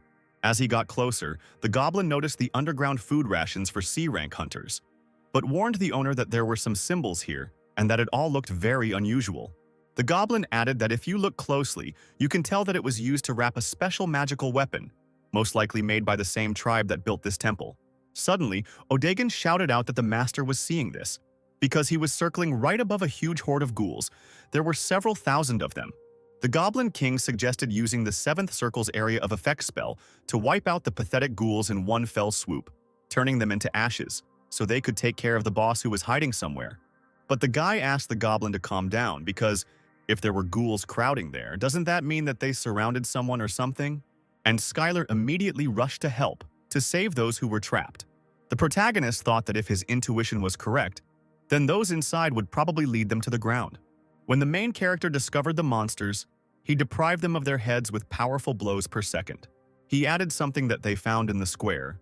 It was earthly food, and asked Odegon to transform into something with the help of magic, because if he appeared in this form in front of those who were stuck here, they would have a lot of problems. Not all goblins in the abyss appear to be adequate creatures. Hunters from the earth have already become accustomed to meeting goblins in the dungeons. Odegon couldn't believe that he could be considered a dungeon monster. But despite this, the Goblin King fulfilled Skylar's request and used the magic of the 6th Circle, polymorphism. And right in front of the guy, a handsome and tall guy descended from the sky. The guy could believe in such a power of transformation. Odegon didn't want to brag, but he added that among the goblins he was known for his incredible beauty. The guy said that now he looks like a perfect person, but his outfit was like a wizard's. The main character was surprised, because the monsters simply surrounded the hunters and did nothing to him. It was interesting what kind of boss was in this location, and maybe he was hiding somewhere nearby. But the goblin reasoned that perhaps this was not so, and if he had intelligence, he would not have simply surrounded them. Perhaps constantly sending ghouls was all that the boss of this location could do. There was a possibility that these ghouls were not controlled by a truly powerful black magician, but by a monster called Tarun. In the abyss, they are known as the Ghoul Kings. He looked like a monster made up of thousands of ghouls. Those who see only ghouls and try to find the one who controls them risk suffering from a surprise attack. For most, ghouls do not pose a particular threat, but those whose skills are at an average level can be overwhelmed by numbers. At this time, a group of hunters found themselves inside a cave. The only food they had left was gloves and boots. It was the 28th day of the raid on the Dungeon Mirror Illusion of Chaos. As soon as they arrived on the first day, they lost some of the necessary provisions, but they found shelter underground, where they were able to hide from the evil ghouls. They were forced to leave all their food and quickly get to a safe shelter. They had the opportunity to seal the passage so that no one could get inside. The squad captain was in deep despair, because fortunately for him, there was no other way in, and the gangster team spent a whole month without being able to do anything. One of the soldiers turned to the guy with the lowest rank and noticed that he had a very large backpack on his back. The guy didn't want to show what was in the backpack until his commander-in-chief gave the order to show all team members the contents of the bag. The commander allowed them to look and take what they needed, but in such a situation there was still little that could help them from there, and no one could refuse such a generous offer from the captain. But from the large backpack, all they could find were a few bottles in French that were intended for skincare. Then one of the soldiers shouted that it was all because of the group leader, that they had found themselves in this situation, and now he should answer for this misdeed. The second lord in seniority refused to give any comments and said that they should do whatever they wanted to him, since he would not take anyone's side. He added that in this situation, internal conflict is a direct path to the death of the entire group, and everyone needs to calm down and focus on surviving until the rescue team arrives, and that's all that can be said as the second in command. But one of the soldiers reminded that there could be no rescue squad because only 10 people could enter this portal. And all because their leader took a useless porter. The rescue team can only consist of one person, but even one person can't defeat all these ghouls. Suddenly, a rebellion occurred in the squad. The soldiers wanted to throw out the ghoul leader and force him to clear the way for liberation, and at the same time look at the actions of the B-rank soldier. But the commander replied that they were simply sucking up to those who had money and power, and they would never be able to force him to do what they wanted. But it seemed like he had no choice, since there were 6 C-class hunters against him. Suddenly, their boss started to use a high-speed ice bullet. It was a spell of the 5th circle that would attack the enemy with ice bullets at a certain distance. At this point, the guy was determined and offered to fight if they wanted, and he would kill the first 3 who attacked him right away. The guy asked his colleague why he hadn't said anything yet, since they had said so much and thought so much about him. But the man replied that they wouldn't even listen to him if he said anything. He added that he still considered him a decent person, and it seemed that after this he would be able to change. But the commander asked not to praise him, because until the very last moment he did not understand what was happening here. He had no hope and he thought that he would die here anyway along with these bastards. And after all, they had already held out here for almost a whole month. Even if a rescue team arrives right after he surrenders, won't he regret it? The guy added that if someone really comes for them, he will give them all the wealth he has. And at that moment, the commander's words were interrupted by a powerful explosion. Skylar came to their aid, who was ready to help them. When he went inside, he immediately asked if there was anyone from Earth among them. When Skylar entered, he saw 2 men standing in front of him and asked them if they came from Earth. The commander did not know how to react and responded and looked at the guy in surprise. The team that was behind was delighted, because they thought that there was a rescue team in front of them. After a few seconds, everyone began to rejoice and be happy, because after a month, they had finally come to rescue them. But the second commander said that they were idiots and that they should better prepare for battle. The soldiers were outraged by this and thought that their commander had gone crazy, but he added that the soldiers should not dare to discuss the orders of their superiors. If he told them to jump, they would jump. If he told them to fight, they would fight. He pointed his finger and asked if there was a 1-person limit to entering the dungeon. Then how could 2 people be here? The main character looked thoughtful and asked if there was a limit per person and apologized for this misunderstanding. He said that he got to this place not through the entrance to the dungeon, but the frightened people asked if not through him. Then how? And the guy said that they got here through the abyss. After the portals opened, accidents often occurred when many were pulled into them or into the dungeon, where they disappeared. Most people did not return, but there were lucky ones who did. But the squad didn't want to believe it at all. For them, they could be either monsters or illusions. It was hard to believe that they were really from the abyss. Then the guy replied that it didn't matter whether they believed him or not, but did they have a choice left here? One of the commanders thought about this situation. 2 energetic individuals of unknown strength level who could have come to this place from the abyss and exhausted conflict-torn hunters who had been starving for a long time, otherwise ordinary hunters below rank B. And he agreed, because even if they don't believe, in such a situation they have no other choice. The main character addressed everyone and asked them not to be too suspicious of the saviors, because in any case, all the people of the earth, and this was true. After Skylar was convinced that the people came from the ground, his body became covered in goosebumps, and he suddenly began to tremble a little.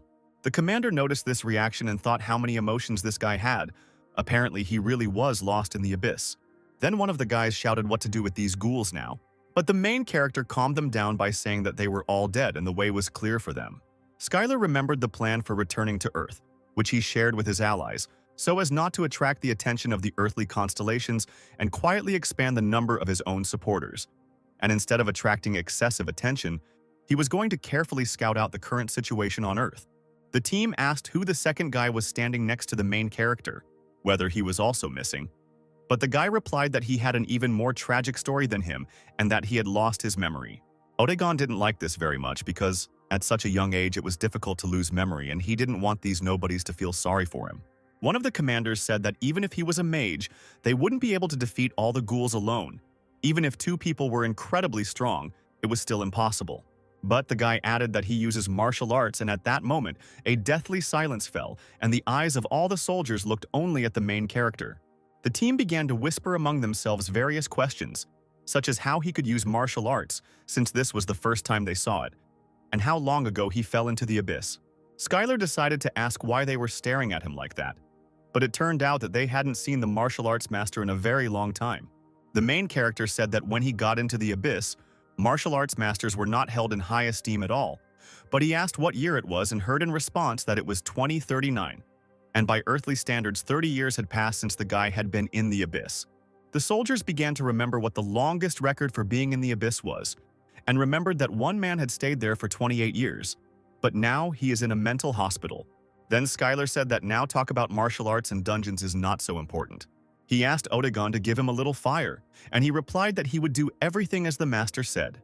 And Skylar immediately reminded him that he had told him not to call him sir, but only by his first name. The guy immediately began to chop up one of the large stones, which was located right at his feet. The group of soldiers saw this for the first time. They watched in amazement as the guy skillfully juggled with the stone and thought it was incredible. The main character was surprised by this. If this was the first time they had done this, then apparently they really didn't have martial arts masters, and he gave everyone a plate. The guy carefully laid out several pieces on a plate, but the soldiers were confused because they didn't know whose meat it was. Skylar said that in one TV show, Survive at Any Cost, he saw that a person can eat almost anything, and he recommended others to watch the show because it can be useful in life. He placed the delicious steak on a stone plate and added that it was thanks to this transmission that he survived in the abyss. The main character began to fry the meat in a frying pan and reassured the boys that everyone would get food, because there was enough meat for everyone, so let them be patient for a little while.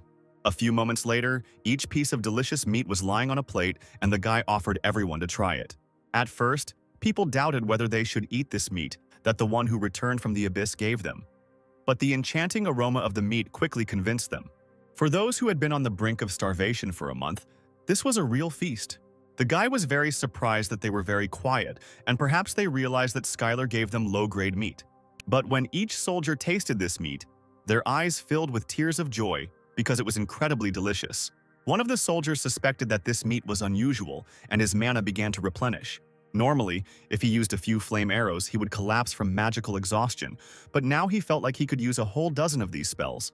The soldier was grateful to the boy for giving them the special meat and thought he was a very generous man.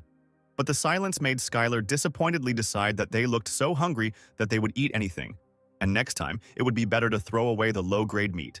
The dungeon was designed in such a way that the ghouls were not only ordinary monsters, but also a crowd that formed the boss.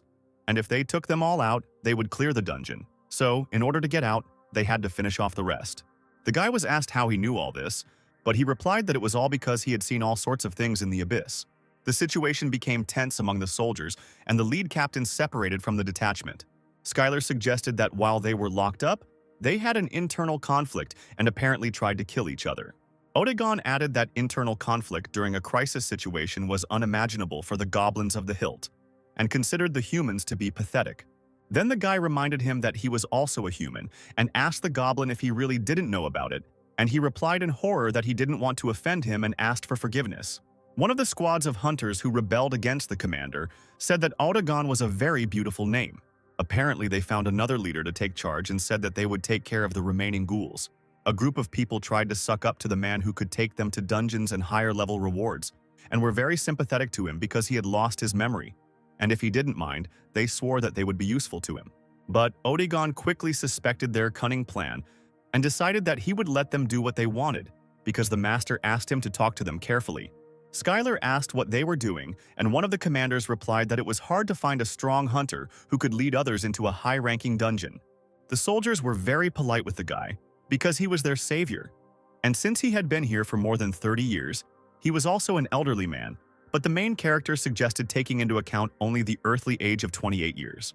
Skylar knew that humans were trying to put on a better show of relationships in front of stronger hunters, but he was just curious why they were only picking on Otagon. The guy asked, even though he was a powerful magician, why they didn't approach him. But the commanders had mixed reactions and said the reason was that he was a martial arts master. Even among the martial arts masters, there was an A-rank hunter. The guy did not understand why they were treated so badly, because every martial arts adept was incredibly strong. When the men found out that Skylar was talking about Master Lee, they grabbed their heads, and the guy did not understand why they were reacting like that and what was wrong with his master. In 2009, just when the guy fell into the abyss, there were the same hunters who chose the path of martial arts. although it was believed that martial arts were inferior to magic, and most of these hunters went to China, the place of their greatest concentration.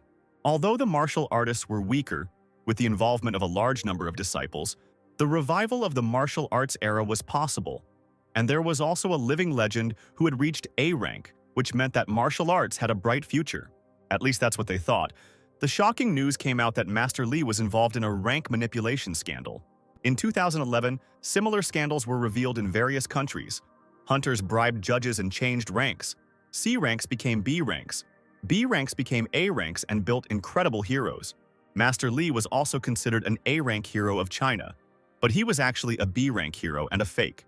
The guy couldn't believe these words because he even bought his photos and posters. How could he be a fake? The commander added that after this scandal, the reputation of martial artists suffered greatly, and many abandoned martial arts with the thought that it was impossible to achieve a high rank in this way. Today, no one uses martial arts, because after the incident, this tradition disappeared and there are no more students in schools where martial arts are taught. Skylar couldn't quite believe that his master had lied about this, and he began to calm down, because he needed to calm his chi energy, because sadness could cause muscle atrophy. Then the guy asked another question, whether everything was okay on Earth, but he was not entirely understood. And he added that there was not an invasion of various constellations on the Earth. Then they asked him how he knew about this because he was talking about the incident in 2011, when there was a disaster, but he was already in the abyss. The main character was upset because, while he was disappearing into the abyss, the goddess's prophecy came true, and he was late. In the fall of 2011, when the case of rank manipulation was uncovered, that day everything was not as usual, and a bright flash similar to the sun was approaching the Earth. It was a portal that was different from the normal portals in the dungeon, and the monsters were intelligent. It was an army with a purpose, an army that followed orders and acted according to a strategy to take over the land and lay the souls of Earthlings at the feet of their constellation. The guy started shaking the man hard and demanded that he tell him what happened on Earth next, whether the Earth had been seized by evil constellations and he was late. But the man asked the main character to calm down, because where would they be if this happened? And he replied that they fought back. The man said that there were a large number of victims, but they were able to stop them. All the countries of the Earth mobilized some of the best hunters who stopped the invasion. These words made the guy start to choke, because then he didn't need to do anything else, and why was he wandering around this abyss? After Skylar went into the abyss, 2 years passed and evil constellations invaded the Earth. And yet the hunters of the land fully mobilized to fight back and succeeded. The protagonist did not know what to do next. Was the goddess's prophecy wrong, or did she just miscalculate? It was all rather strange, because it wasn't just a small skirmish, but a full-fledged invasion of the constellations. And even if the mortals had sent all their forces, was it really possible to stop them at all?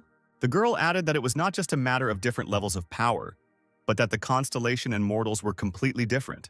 And even if there were many hunters, they were just like small insects to them. Skylar clarified that they stopped the invasion, but how? And the hunters said that it was more like a truce.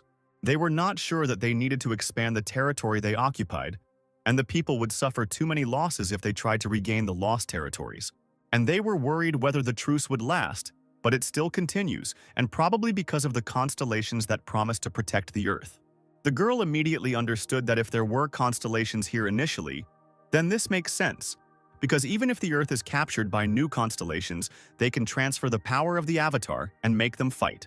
She added that unlike Skylar, the constellations rarely fight, but against him, they will have to go out and fight personally. Then the boy understood why the truce was still going on, because the invasion of the constellations changed the hierarchy. This is what caused the connection of the abyss with the Earth. And in order to avoid a full-scale war, a compromise was reached to restore the balance of power. The truce was possible because they either didn't want to fight or didn't want to lose their own avatars. Otherwise, he had no business here. The guy added that in order to stop the invasion of evil constellations, he went into the abyss, but returned too late. But the kitten replied that this was not true at all. Although they are a couple of decades late, the situation is not yet over. The truce cannot last forever, for there are so many other constellations in the abyss that may still decide to invade the Earth. The kitten immediately warned the boy to be extremely careful with any new constellations, as they were unlikely to honor the truce agreement. This meant that if the situation worsened, the Earth would turn into a battlefield where the constellations would fight for dominance over the Earth. At this time, Oregon was praised for his magnificent shots and admired for his wonderful magic. One of the soldiers praised the guy, saying that he had never seen anyone use first circle magic so well. This really irritated the guy, because all he heard was people admiring and praising Odegon's magic. The soldiers were expecting that if they returned to Earth, it would be simply amazing, because he was at the level of B rank or even A rank. They discussed the guy and realized that he had lost his memory, and the soldiers were going to convince him to leave this Skylar and join them. They had one goal: to take the place of the main character, and then they would no longer have to obey the commander-in-chief of their squad. Skylar looked at Odegon and didn't understand if everything was okay with him, because he looked like he was eager for a fight. But he was even more frightened by the commander-in-chief of the detachment, because he also looked as if he wanted to fight with someone. Then the main character asked directly if he wanted to fight these guys, but he waved his hands sharply and said that it was all wrong. Skylar didn't mind at all if he fought them, because he was in such shock, and even if fighting each other in a dungeon for hunters was a crime. The boy began to fear that perhaps his thinking had become abnormal after being in the abyss for too long. But his friends warned him to be careful, because on Earth it was not enough to simply hide the power of existence. They added that a great battle between the constellations could break out on Earth, and if the protagonist did not properly hide his identity as a training master, it could provoke a conflict. But the guy swore that he would be careful. Then he asked one of the commanders what was happening to the people who returned from the abyss. The man said that they were undergoing a medical examination where they were asked about their experience, and one day, one guy told about a giant-sized cat with a giant smile. The man also added that after the invasion of evil constellations, most countries banned becoming avatars of evil constellations. The guy was surprised by this and replied that after the war people became very strict, and this was true. The fighter said that in any case the procedure is not that complicated and asked what country Skylar is from. He replied that she is from Korea, and then they will offer him new citizenship. He also added that most likely everything will be fine for the guy who lost all his memories. The protagonist turned to Odegon and said that he had received enough information about the situation on Earth, and now he was also interested in what the skill level of the hunters was, and whether there was a way to find out. Kitty suggested that there was a spell called Level Assessment that showed the level and characteristics. This would be enough, and suggested using it on them. The kitten asked why he asked Odegon to do this, but the boy replied that he couldn't use magic. But that wasn't the reason. Because the guy was a constellation, he didn't need to use magic to see the power level. He wouldn't need to use his own essence power to do this. Any constellation could easily do this. And at that moment, the main character used the Eye of Sauron and looked at the commander-in-chief of the squad. The guy revealed the whole essence of Richard Parker. He saw his level, strength, dexterity, magical power, and intelligence. The kitten added that if he mastered this ability, he would be able to see much more information, and he could also train this skill. Suddenly, the soldiers saw that the dungeon, the mirror illusion of chaos, had been cleared. And it will soon close, and the main character will finally head to Earth. The soldiers were very happy about this, because they would soon be at home on their native soil. The main character looked at the frying pan made of adamantine and saw that the kitten of lava and magma had tried hard, and it was much easier to cook complex dishes on it. Due to Skylar using the Eye of Sauron, his life force increased as he used the ability. At this time, a problem arose on the ground near the portal to the dungeon. Strange phenomena began to pass near it, and suddenly, the dungeon became dangerous and unstable, and it was impossible for reporters to enter here. People saw and could not believe their eyes, because an entrance to the dungeon appeared there, and this meant only one thing, that it had been successfully cleared. A bright light formed, in which stood a team of hunters, as well as the main character with his partner. When Skylar appeared, the first thing he was surprised by was how bright it was here, and how beautiful the earthly sky looked. In a group of hunters, the gangster managed to clear the dungeon mirror illusion chaos in the Mojave Desert. The final dungeon rank became C rank, and the commander was furious, because it seemed impossible to him since there were 1,000 ghouls in there. The man said that he received help from a qualified magician, and that F-rank monsters alone were not many, and they knew this very well. The dungeon prank was determined by the strength of the main boss. They looked at the test stats, and that's why it was rated C instead of F. In any case, the sheriff congratulated him on his safe return and added that his father was very worried about him. Since the Earth didn't know about the Ghoul King Taran, they didn't know that they had passed the A-rank dungeon. The protagonist held a magazine in his hands and was wondering why the commander of Parker's group was a real celebrity, and why there were so many paparazzi around him. At that moment, doctors entered the room and announced that Skylar, based on his test results, was absolutely healthy. The girl was very surprised because she had never seen such a perfect body, as if God had given it to him. The guy replied that the only thing he could do in the abyss was to train. The doctor added that he was also mentally stable, and he was really lucky. After all, 30 years have passed and now he will have a hard time with rehabilitation, and if he wants to move to another country, they will be happy to help him. But the girl acted as if she didn't want him to stay in this country. On the contrary, several men asked Otagon not to worry about the fact that he had lost his memory and that the American government was on his side, since America was the richest and most powerful country. Only high-ranking magicians received such treatment. With martial arts masters, things were completely different. But the guy was firm and replied that he would always be the same, and no matter how many offers came, he would always follow Mr. Schuyler. People tried to find out what happened to this guy in the abyss, that he was so devoted to the main character. But the guy did not reveal all the secrets and answered that he met him when Otagon had already lost all his memories. Then people started to speculate that it might be because he was the first person Otagon met after losing his memories. They also approached Schuyler and asked if he ever seriously considered moving to another country. They would help him with anything he needed. But he replied that there was no better country for a hunter than America. At this time, a group of people were quietly talking to each other using a simple telepathic artifact. Otagon suggested that he could easily get inside using magic and tell them what they were talking about. The guy agreed to this proposal and immediately heard them say that he would stay here even when he received a green card. That now he was saying no, but he would soon understand that America was really better and they were still worried about it. There was also talk about a magician named Otagon. They were sure that other countries would try to find out everything about him, and for this they would place spies near him so that others could not get close to him. As soon as the guy heard that they would be spying on them, he asked Schuyler if he could get rid of all the spies right now. But the main character asked him about the unheard situation, because he should understand what is happening here.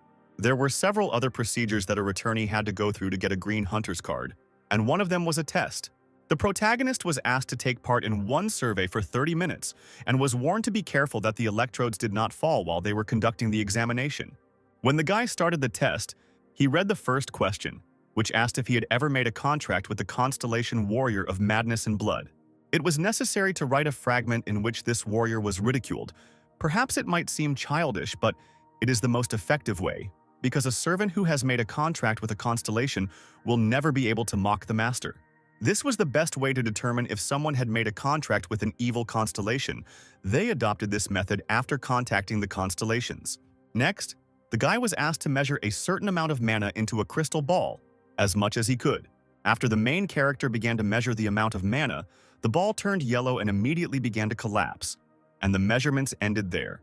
The guy thought that in order to move around here more freely, he would better get a higher rank than 30 years ago, because he was probably an A-rank hunter. The amount of mana contained in the measuring crystal ball was much higher than that of the average hunter. When hunters passed the exam, they filled the ball with their own mana to increase their rank. The crystal ball changed color to determine the total amount of mana. It was a little unusual for the main character to control his own strength, but it was not his fault that in the abyss he only encountered strongmen, and perhaps revealing his true strength was still a mistake. His partners watched him and did not understand whether he did it on purpose or not. Because you can't attract unnecessary attention, it can reveal his essence. The earth is not like an abyss. There were its own rules there.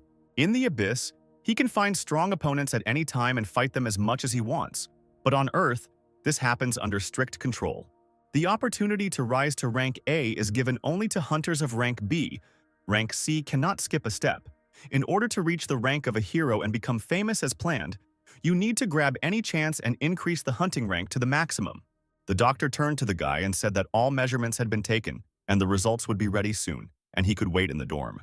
Schuyler really hoped that he would be given at least a B rank. As soon as they left the laboratory, the doctor immediately picked up the phone and made a call to one clan and said that he called about a case they were interested in. When the boy started looking at the cards, he discovered that his friend was given a B rank. He was surprised at how well Otagon hid his abilities. But when the main character opened his own card, he couldn't believe what he saw, because he was awarded the rank C+, and his age was indicated as 57 life years. He couldn't believe that in 30 years, the average amount of mana for a hunter had increased so much, and at that moment, the clan commander approached them from behind. Schuyler asked why he came, but the guy reminded him that he said that he would definitely reward him for saving his life, because he returned after 30 years and must have nowhere to settle. And the guy offered to stay at his house and be there as long as he wanted. On the way home, Audubon asked him if he found it suspicious that the guy had suddenly become so polite to them. But the main character immediately recalled how he repelled the wolf's attack and said that he would not forget it either, because the goblins gave him a warm welcome and promised to repay him for saving him. He told how they prepared a bath of acid slimes for him and offered to gladly accept the children of their nobility as sacrifices. But the goblin could not believe that all this caused him inconvenience. But as it turned out, it was all about the difference in culture. In any case, this guy might also have wanted to repay for saving him. But Odegon had a different opinion. He believed that the race was annoying and incapable of magic, and yet gratitude was alien to them.